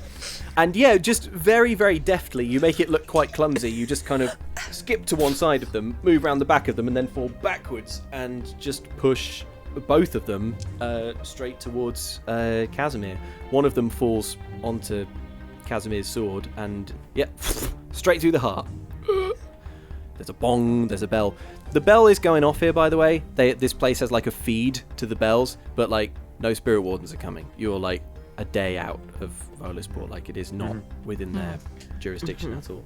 Okay, one down.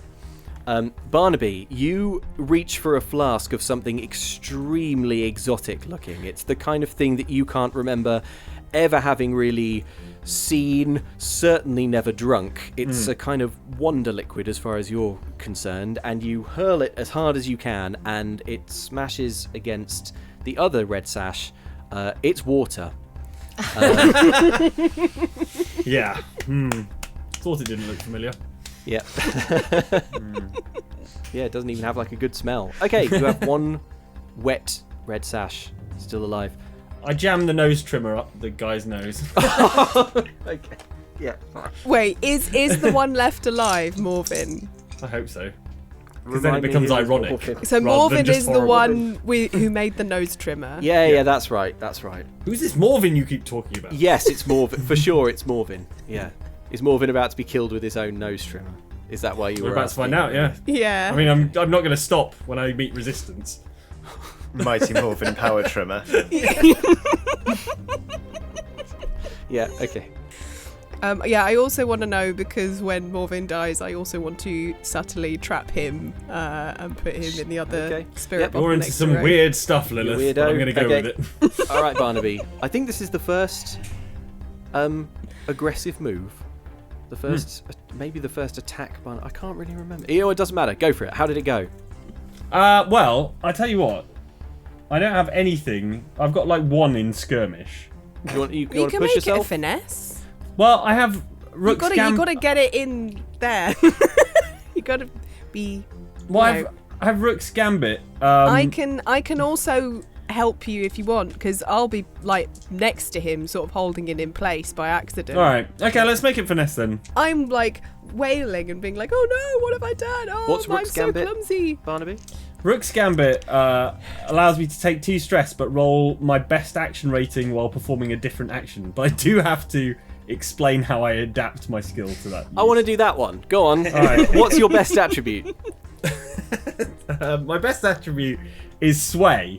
All right. How are you persuading this nose trimmer into the brain of this man? That is a really good question. Right, okay. It You really could is. say, you could say to him like, "Open wide," and then in it goes. You persuade him to give you an easier shot at it. I have an idea for an upgrade. So you're not interested in it anymore, and you would like to return it. Right, sure. Or yeah, okay. How about I just persuade him that he doesn't want to die with long nose hair because his corpse is going to look awful. Yeah. Yeah. So I'm going to shove it up his nose. Cool. What do you say? What are the words exactly? Well, you wouldn't want to die without seeing how this prototype functions, and you certainly wouldn't want to die with massive, long, straggly nose hair like what you've got. So how about I give you a trim? He's so surprised by what you've said. Hang on, you haven't rolled this yet, have you? No, not yet. Go on. All right. But it does mean I can roll 3. It is a 1, a 1, and a 6. Okay.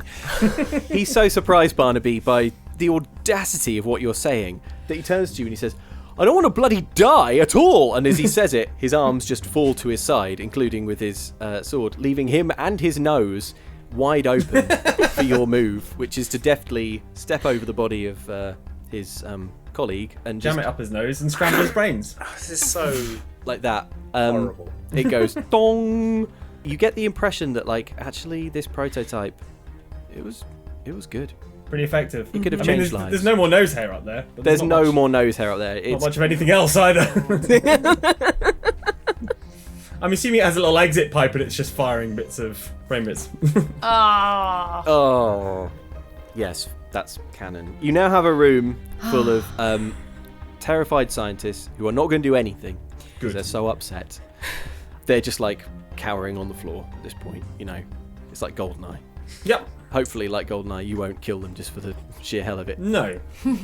I told them not to try anything funny, and then I explained in great detail what funny meant in the context, and they still tried something funny. Can I roll persuade to persuade all the scientists? Okay, you've heard the sound, which the direction of the gunfire. We should probably move, shouldn't we? Just in case. Let's go. Just in case they have any way of knowing where the alarm was triggered. Okay, let's say you rush down the corridor into a door that's like your best guess. It leads to another narrow corridor which has a big door in it, and when you throw that open, on the other side, oh look, who's here? It's Edvard and Zilla. Oh, hey. Hello! How's it been going? I've still got it, baby. I want Seen to whip the blood off my sword and put it back in the scabbard. Cool. Yep. We haven't found lunch yet.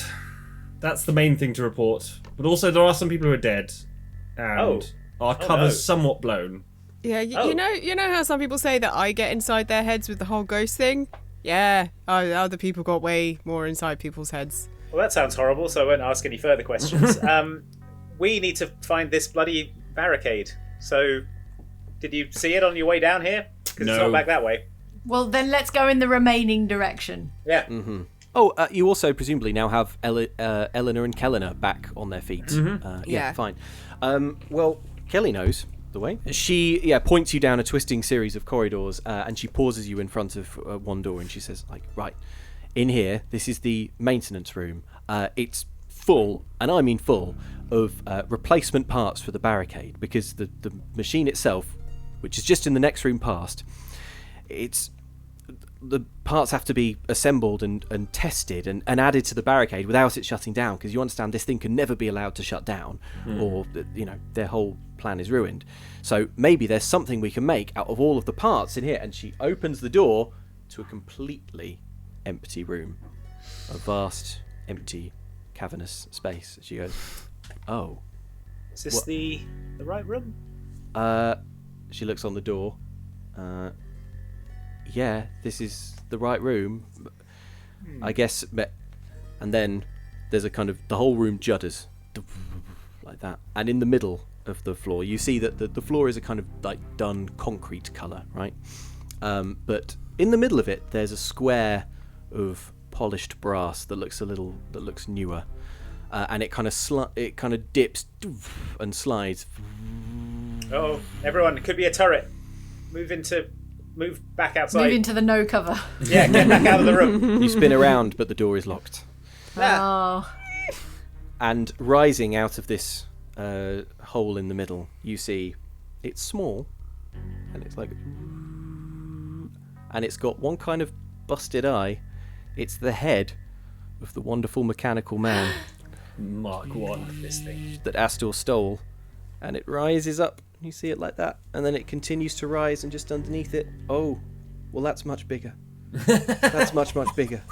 A vast, vast metal sort of exosuit, and it rises and rises and rises. It is, how to describe it? It's like an angry mountain of iron. It's hissing steam. It has metal limbs covered in rubber hosing, and there's an iron mesh in the centre.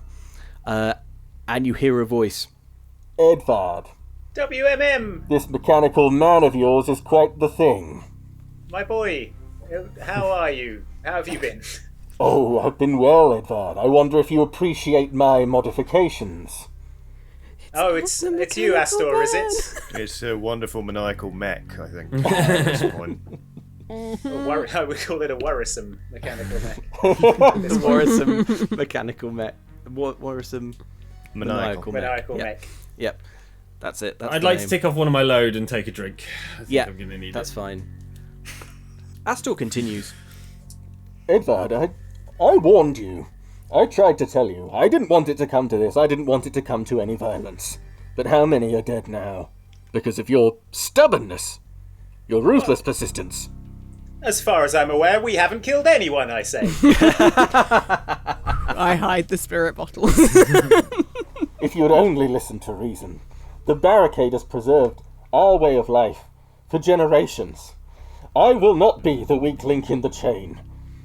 Only I have the power to access it, only I have the power to shut it down, and that is as it should be because I am an Astor. And as he says this, you can sort of faintly see his outline through this kind of mesh in the centre, and he kind of pulls a few levers, and the arms at the side kind of... This is your last chance. Surrender.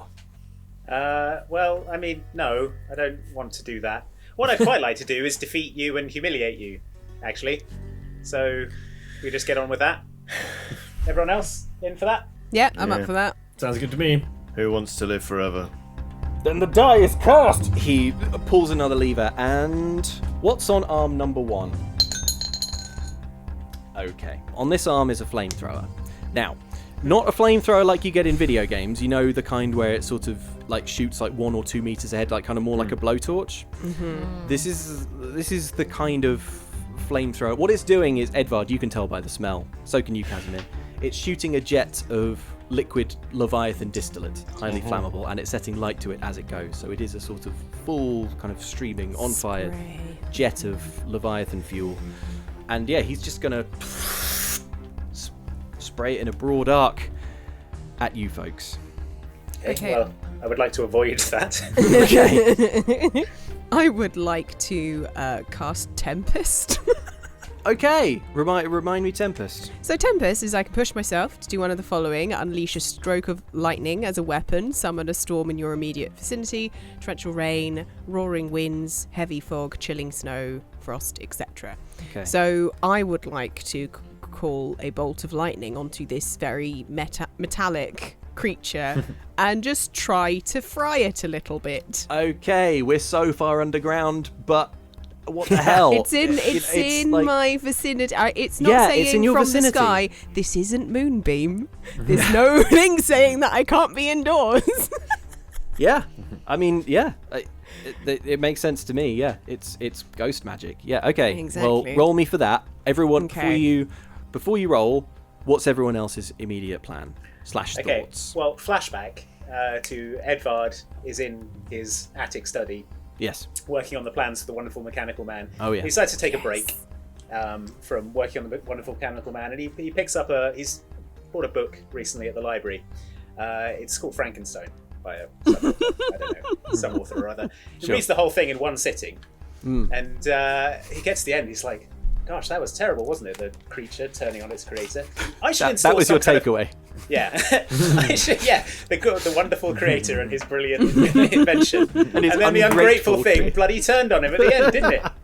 What I should do is install some kind of kill switch just in case these things ever turn on me. So Yeah. flashback to Edvard putting the book down and then flipping up the head of the mechanical man and go, let's put something in there just in case this ever crops up. Okay, that's great. That's a big flashback, so take 2 stress. And Okay. if you want to fire that self-destruct trigger, we are going to have to roll for that as well, because it's the kind of thing that Astor may well have spotted in the course of his modifications. Casimir, Zilla, Barnaby, where are you at? I would like to tick off 2 boxes of load to produce some climbing gear. Okay. Specifically, I would like to get 2 grappling hooks with rope attached. Like, if anyone wants one, I'll sort of huck it over to them. But my plan is hook one of them into a leg, and then, as quickly as I can go, just start circling the Wonderful Mechanical Man and try and trip him up. Yep. Zilla? That sounds great. I'll take the other grapple and wind around in the Cool, other great. direction just Okay. to secure it. Barnaby? I'd like to flashback. Yes. Presumably, Amadeus Astor has been, over the past few months, rebuilding his headquarters, right? Yeah. Yeah. Yeah. And through my many connections and businesses and, shell companies and things like that, I would like to have secured the contract for the pipe work, for the water pipes in his headquarters, and I'd like to ensure that they're all made of lead. very soluble lead. And so for the past few months, Amadeus Astor has been gradually lead poisoning himself by drinking water. So He's getting weaker and weaker. Yeah, getting weaker. His body and mind have been coming apart. Yeah, racked by headaches, migraine-style headaches, and actually, really affecting his dice numbers. I would say almost everything we do is from a position of some advantage, given the fact that he is. I mean, look, the metal monstrosity that towers before you is not the product of a healthy mind. No, indeed. Yes. Let's just say he's not on his A game. That's fine. Take 2 stress for that. You're right. He's so lead poisoned. I think I'm at max stress now, but yeah, that's fine. Now, because Blades in the Dark is so good, I think we can try and cover this all off in a single dice roll. Everything that's happening here. Wow. So, or at least most of it. Here's what we'll do. We won't do the... Let's do just those who haven't yet flashbacked and taken stress yet. So that's Casimir, Lilith, Zilla. We'll have your actions. So that's Tempest plus Shooty Windy. We can make this a group action if you like. That's just generally sort of called... F him up. Offense is the best defense. Yeah. And we'll roll and we'll see how that goes. Okay. None of you have taken any kind of defensive measures, particularly against the Gout of Flame, but I kind of like that. It's, yeah. Oh, just before you roll as well, Eleanor and Kellener are in the room here. While Astor was doing his spiel, they looked over to you, Casimir. I guess they saw you as the one who was most likely to offer any instruction or direction if some were to be given. They just kind of gave you a look as if to be like, what? We do... Hit its glowing spots for massive damage. You know what, Casimir? They look at each other, and it's the first moment of unity that they've felt in years, as they both look at each other and agree. Well, that wasn't terribly helpful advice. It doesn't appear to have any. Okay, cool, great. Okay, roll me your group action then. Okay. All right, what are we going to call it? Fight back. What category of thing is that? Well, Tempest plus tripping. Yeah, skirmish. Skirmish feels an all-roundy. Nothing in skirmish. How are we feeling about finesse? I'm good in finesse, Fine. prowl, and attune. I am very good in prowl, but is this especially prowling? It's not. I guess. Come on, no, it's not. No, it isn't. Play the It game. really isn't. We're fighting a massive Thank you for mech. self-policing. Yeah. I'm happy with skirmish or finesse, whichever. Let's go. I've got a couple in finesse if you want me to help. Oh, Yeah. Oh, Yeah, Barnaby, help. you can get How? stuck in if you My like. God. okay. All right, well, Oh let's yeah, roll I for haven't it then. explained anything about the lead poisoning plan, so it does look like Barnaby just isn't helping at the moment. But yeah, go on. Which would be business as usual. Yeah. I'm happy to leave this one. I've got stress to soak. I think. Nice. I've got Cool. some room. I have no stress left to soak. Really. Right. Okay. All right. This is important, so I'm going to push Finesse it myself. is. Let's go. Finesse. Yeah, I'm going to push myself as well. All right. 4. 4. 2. 1. Oh, I've got a 6 and a 4. 6. 2 6s. Oh, I well also done. have a 6. Amazing. So that's 2 6s from Lilith. To start with, you're all just so stunned that Barnaby's mucking in. The form of mucking in that Barnaby takes is, Lilith, you summon the Tempest like this. It involves kind of standing in one spot, I imagine, and this kind of thing that you're doing. Unfortunately, it means, unlike everyone else who is kind of ducking and weaving, sprinting for the walls, trying to get out of the way of this spraying gout of flame, you have to stand quite rigidly still. But you summon the Tempest, and a dark cloud forms above the worrisome, maniacal mech. You've kind of done this as an act of immense self-sacrifice, I suppose, Lilith, because you don't imagine that you're going to be able to get out of the way of this this impending fireball. But just as you summon the lightning, you feel some extremely moisturized hands on your shoulders, just boom, like that. And Barnaby just carries you to the deck. Yay. Like that, and you skid coolly and dramatically as a jet of fire goes like that, sprays against the wall and just burns there horribly. Don't get used to it. It's only because my coat was already ruined. Yeah. Oh, thank you. As my one thing as well is one of my little snake hairs comes out and just goes, ingratitude. Did Terrifying. Barnaby know you have snake hair? I don't think so. Is he No. just found out? Okay. Wow. Barnaby, you look at your drink in a... Yeah. Okay, Zilla, Casimir. Yes. You, taking a kind of flanking pincer movement position, get up close to the legs of Yeah, this like- thing. I mean, I guess it's legs. It's a kind of tangle of... It's kind of like a sort of like askew tripod, and there are wheels and cogs in the mix as well. But you do jam your claws in there and start running in kind of concentric circles. One more pass. One more pass, yeah. Astor is going to try and counter this by raising the other arm, which fires nets. And is going to, just you're kind of like running around in circles around it, and is just going to try and fire nets. As it's raising this arm, the lightning strike comes down like that. And what's it going to do?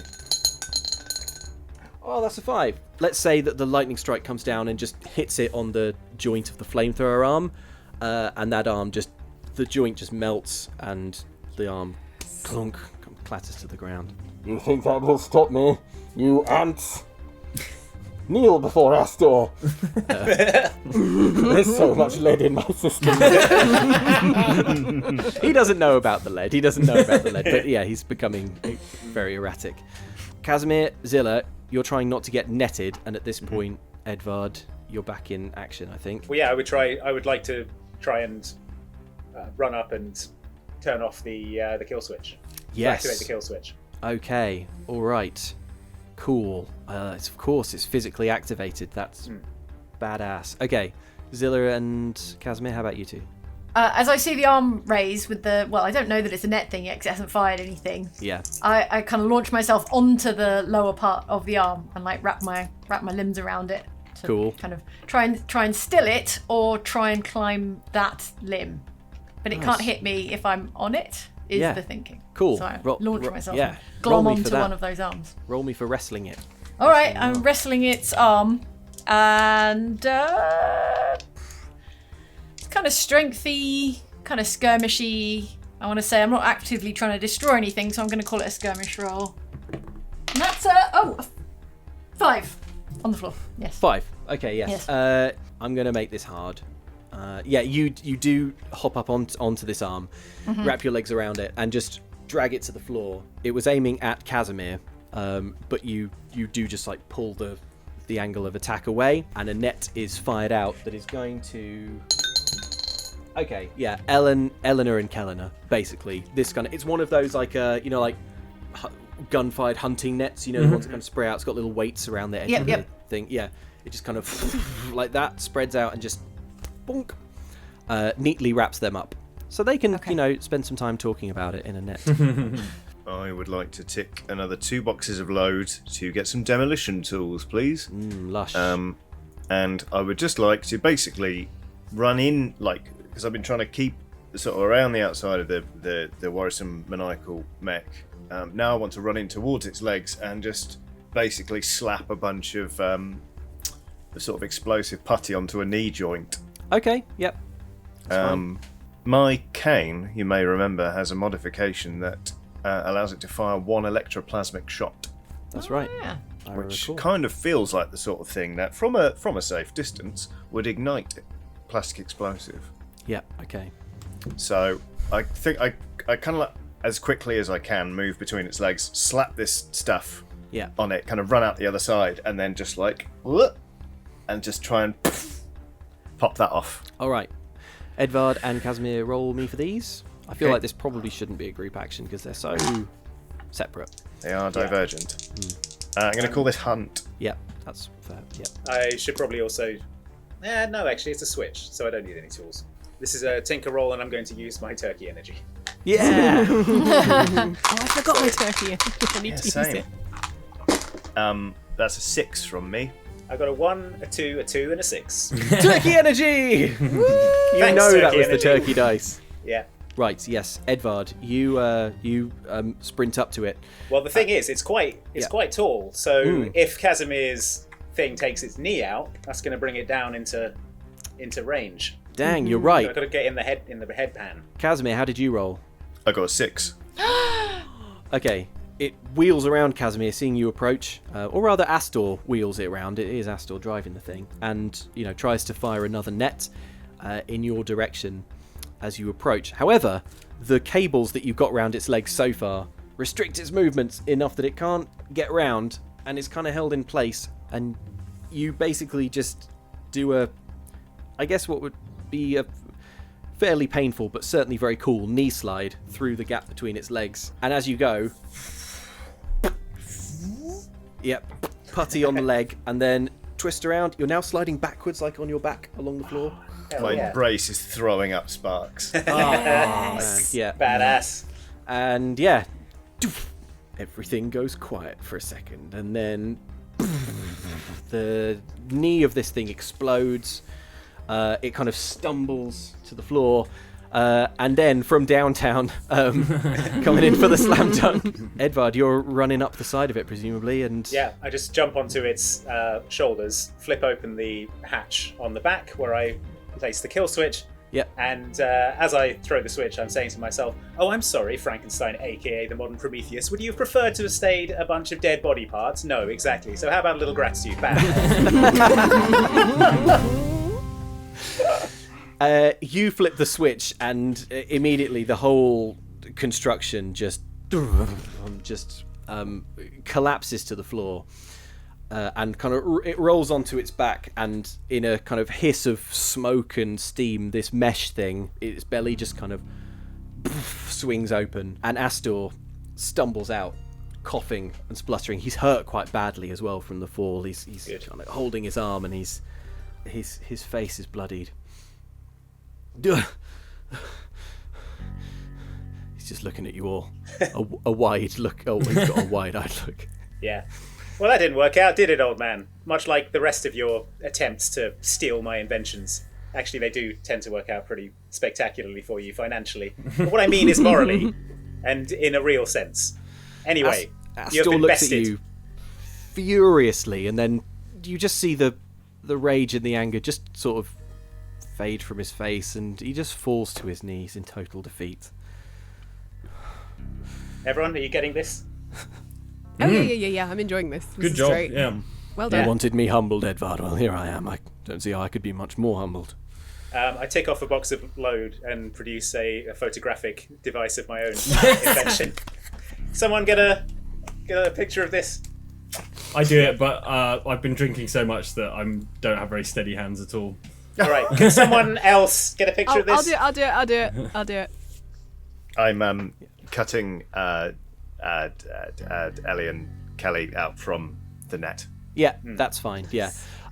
Eleanor, she nearly actually interrupts the picture because she runs up to Astor with such fury and anger, and basically just runs up to him and just grabs him and starts shaking him and goes, "Where is it? Tell us how to get to it. We're here to destroy it and destroy you." And she sort of shoves Astor to the ground. He's going to roll around and on the floor a bit. He's going to look up at you, Edvard. And he's going to say, "Look, listen. Please, listen. Please. The barricade is just through that door. I have the key that will open that door. Mm-hmm. However, I have tried force. And now let me please try something that I perhaps should have tried first. Reason. Edvard, we are prideful men, and I know how much you wanted to see me humbled and defeated. Well, Yeah, it's pretty sweet.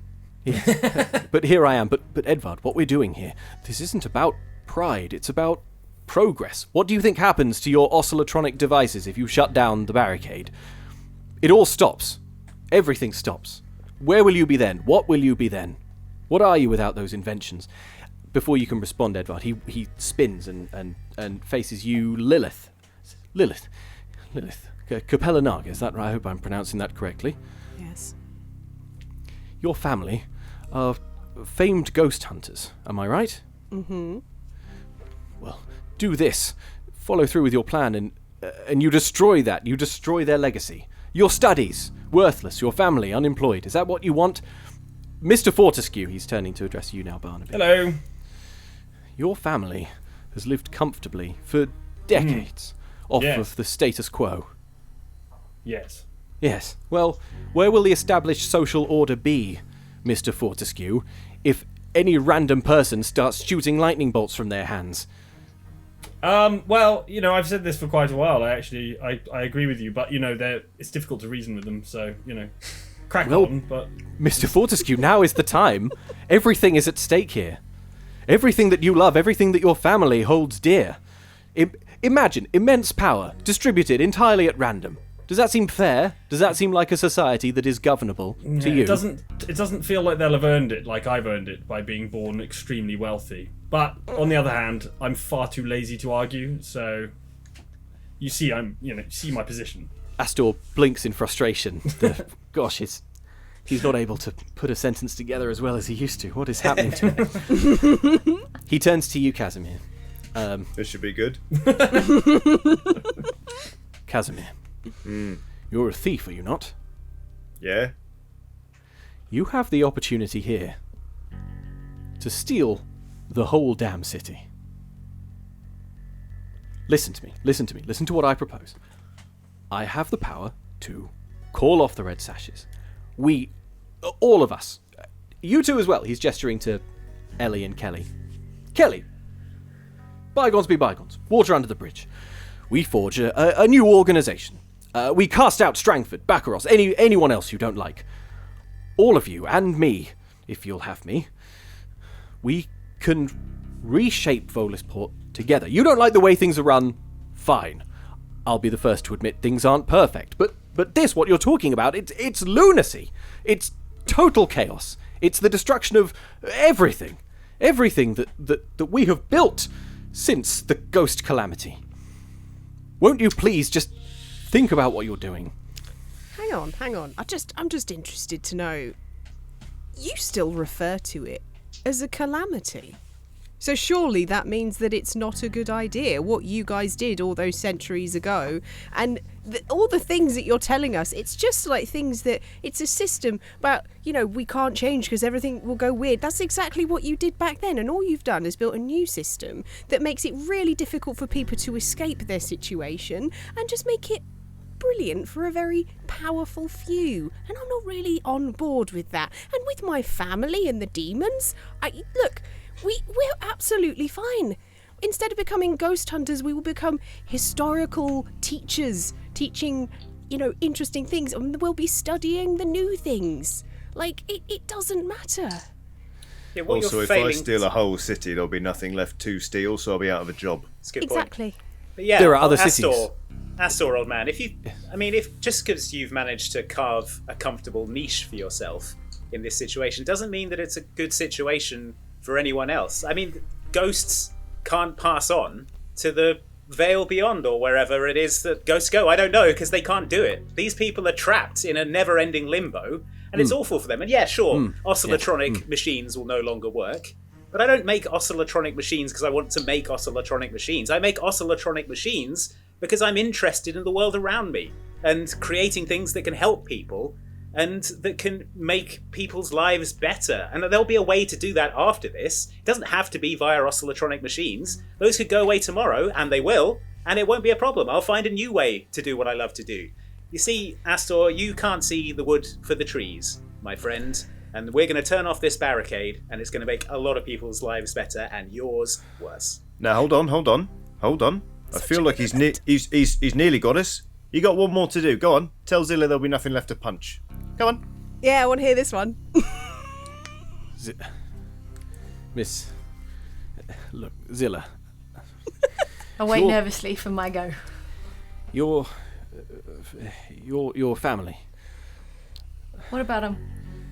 I can't pretend to guess what will happen to your family if you shut down that thing. It could be great. What do you know about my family? Perhaps things will be marvellous. Perhaps they will develop the power to grow money, create water, food, make something taste wonderful. I don't know. But what if they don't? What if they don't? And this goes further to my point, to address your other point. Firstly, the spirits, can they pass on? No.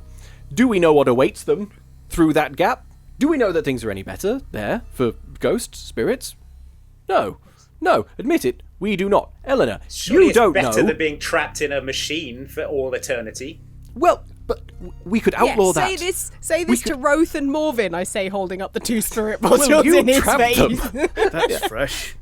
We could. Roth. Oh, that's a shame. We could outlaw it. If you don't like it, it doesn't have to happen anymore. No more trapping of spirits. We can. Change is possible, but this change, it's too much. It's too much. Rollersport can't take it. Just think of the possibilities with magic. A man might be able to produce grease out of thin air. Never have to buy another case of grease. You're dreaming! You're all dreaming! Never have to Nothing grease his so machines wonderful with could happen. store-bought grease again. You risk plunging the world into chaos. Lilith, you asked me, did I think that the ghost calamity was a calamity? And the answer is yes. Perhaps it should never have happened, but it did. And what has happened since then? Humanity has shown the best of itself. We flourish. Really? We innovate. We create. You don't innovate. The only Yeah. innovator in this room is Edvard. That's right. Steal my interventions. Why are we still talking to this fraud? He's probably stalling for time, I say. Let's get this key off him and start going through his pockets. He's deflated. He's run out of arguments. Inside his pockets, you find a key. It is, just to look at it, you can tell that it is exceptionally old.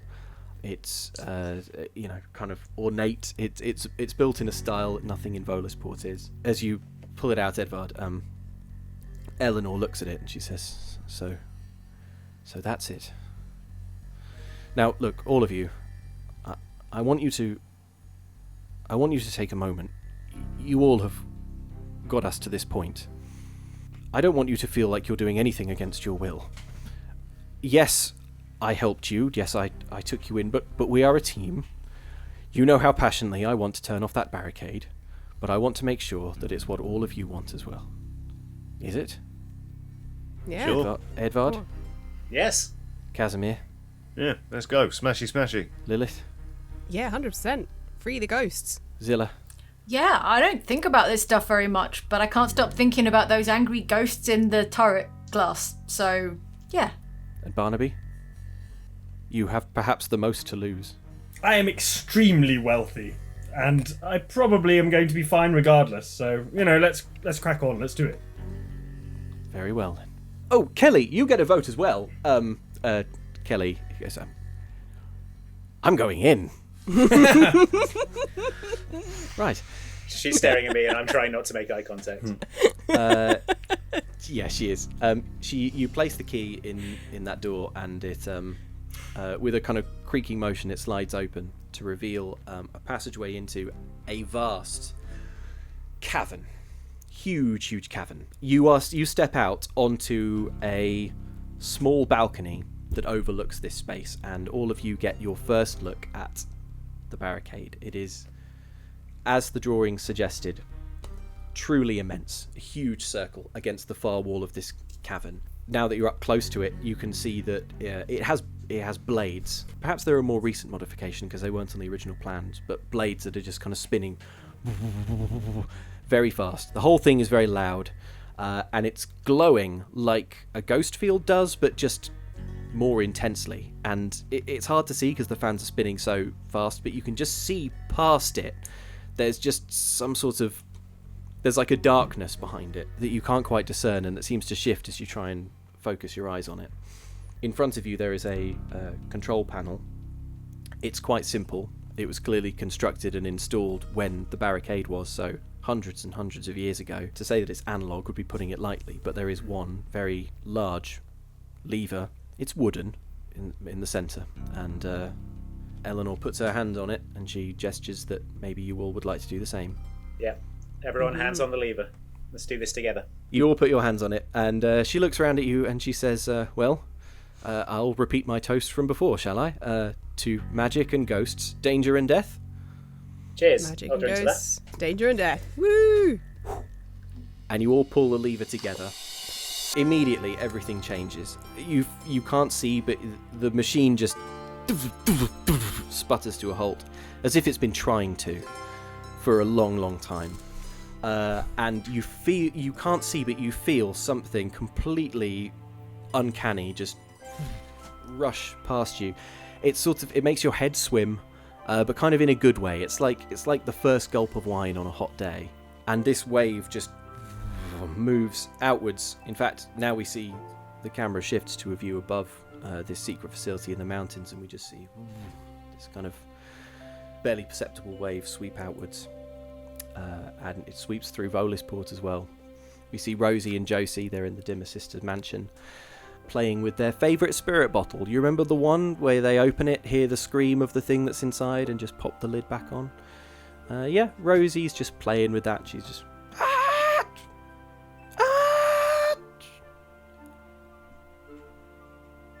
No scream at all. She looks into it in confusion. Elsewhere, we see Lord Strangford. He's taking the oscillatronic lift down to his panic room deep in his townhouse. He's halfway down when the lift slows, judders, and stops completely. The spirit of a seagull feels a gentle pull to move on somewhere new, but absolutely does not. We see... No, thank you. We see a young cutpurse running through the streets of Volisport, running from the Bluecoats with a stolen bag full of coin in her arms. They've got her cornered and they're moving in, and she's about to be grabbed by the collar when, in a moment of panic, she just closes her eyes tight and turns completely invisible. And these are all things that are happening elsewhere, but you can't see any of them. And we find the gang again, having made your way out of this secret facility, having said goodbye to Kelly, who has leapt into the hole. Yep. She looks at you, Edvard, as if to say, come in. I'm good, but if you... I don't know, see, if you can write, send me a letter. If they have writing back there, I'll send you something. I'll send you a message. Nothing scary. Yes. Nothing scary or too surprising. And we now find the gang outside. You're battered and you're bruised, but you're back at the train station, and Bug is looking at you all and going, good to see you all alive. Bit of a hitch though. I don't know why. I had this thing warmed up, ready to go, and it's just stopped working. Oh, I don't know what it is. Yeah, that'll probably happen. I'll just inspect the mechanical workings of the train. Yep. The train, like so much elsewhere in the world, has just it was oscillatronically powered and has become completely inert. Eleanor snaps her fingers and goes, "You should have thought of this. Well, maybe we should look around and see what we can find." You know what? I think us Casimir, inventors, we've relied on oscillatronic mechanics as a crutch for far too long. I think the real joy in inventing is just putting things together with your own hands that work from things you find lying around just in the world. Anything can be an invention. I'm sure we could put something together out of the stuff we find here in this train yard that we can work ourselves to get back to the city. let's make one final roll to see what you can put together from the things that you find in the train yard. Everybody Is there roll any me for this. Leviathan distillate left over from the flamethrower? Yeah. Sounds like you're going to quaff it. I mean, yes, obviously. If they sample it, obviously. It's a tinker for me. It's a 5, 3, and a 2. So 5. I'm going to survey to see if I can find anything good. Managed to squeeze in one final 3. I got a 5. I got a 5 also. I'm trying to tinker. 3. I didn't 5, find 3. anything. Cool. Edvard, what did you... 5, a 3, and a 2. Cool. All right. 5's the highest. Beautiful. You've cobbled together something. It involves Leviathan distillate, some kind of funnel, and a series of wheels that maybe if two of you hold, you think if you hold them on the tracks, if you kind of like wrap enough stuff around your hands, it might not burn through as you're traveling. And as you're doing this, Bug, it just pipes up. Oh, there's them! And points to a siding that has a couple of hand carts on it. Oh. The kind of push kind. No, that simply won't do. And Bye. Bye then. See you. and we as the camera pans out once more, we see 4 of you plus Kelly and Ellie pushing along, and Barnaby is stood back at the siding watching you all pull away. Is possibly having second thoughts. Looks as if they might be deciding to just run after the rest of you, but it's a little hard to tell because the camera is now pulling very far away and you're all becoming quite indistinct. And that is going to do it for Oxventure Presents Blades in the Dark. Thank you so much for watching. Thanks everyone for playing. That was an absolute blinder. Well done. Luke. Thank you. Very good. Well done. I cast Moonbeam. Yeah, everyone cast can. Moonbeam. You always could. Everyone can, yeah. I mean, it went without saying. I think. Yeah, I didn't feel like I needed to say that. Yeah. I did use it once. It's true. Well, yeah, thank you, Luke, for a wonderful Blades Yeah, in it's the been Dark great. campaign. Yeah, If it you was haven't seen all the really great. episodes, check out the playlist. There's 2 seasons now for you to catch up on. It was my pleasure. Thank you very much. You've been wonderful players. If you enjoyed this, as Andy says, you can find much more Oxventure. Johnny, where can people find you? YouTube.com/Johnny Chiodini. It's very straightforward. And if you really enjoyed this and you want to support the work we do, then we have a Patreon. You can find it by going to patreon.com/OXClub. There's an Oxventure Discord channel. You can check it all out from there. But for now, thank you so much, everyone. Thank you for watching. Thanks for watching all this Blades in the Dark. It's really nice of you to stick with it. I really appreciate it. We'll see you next time. Bye. Bye. Bye.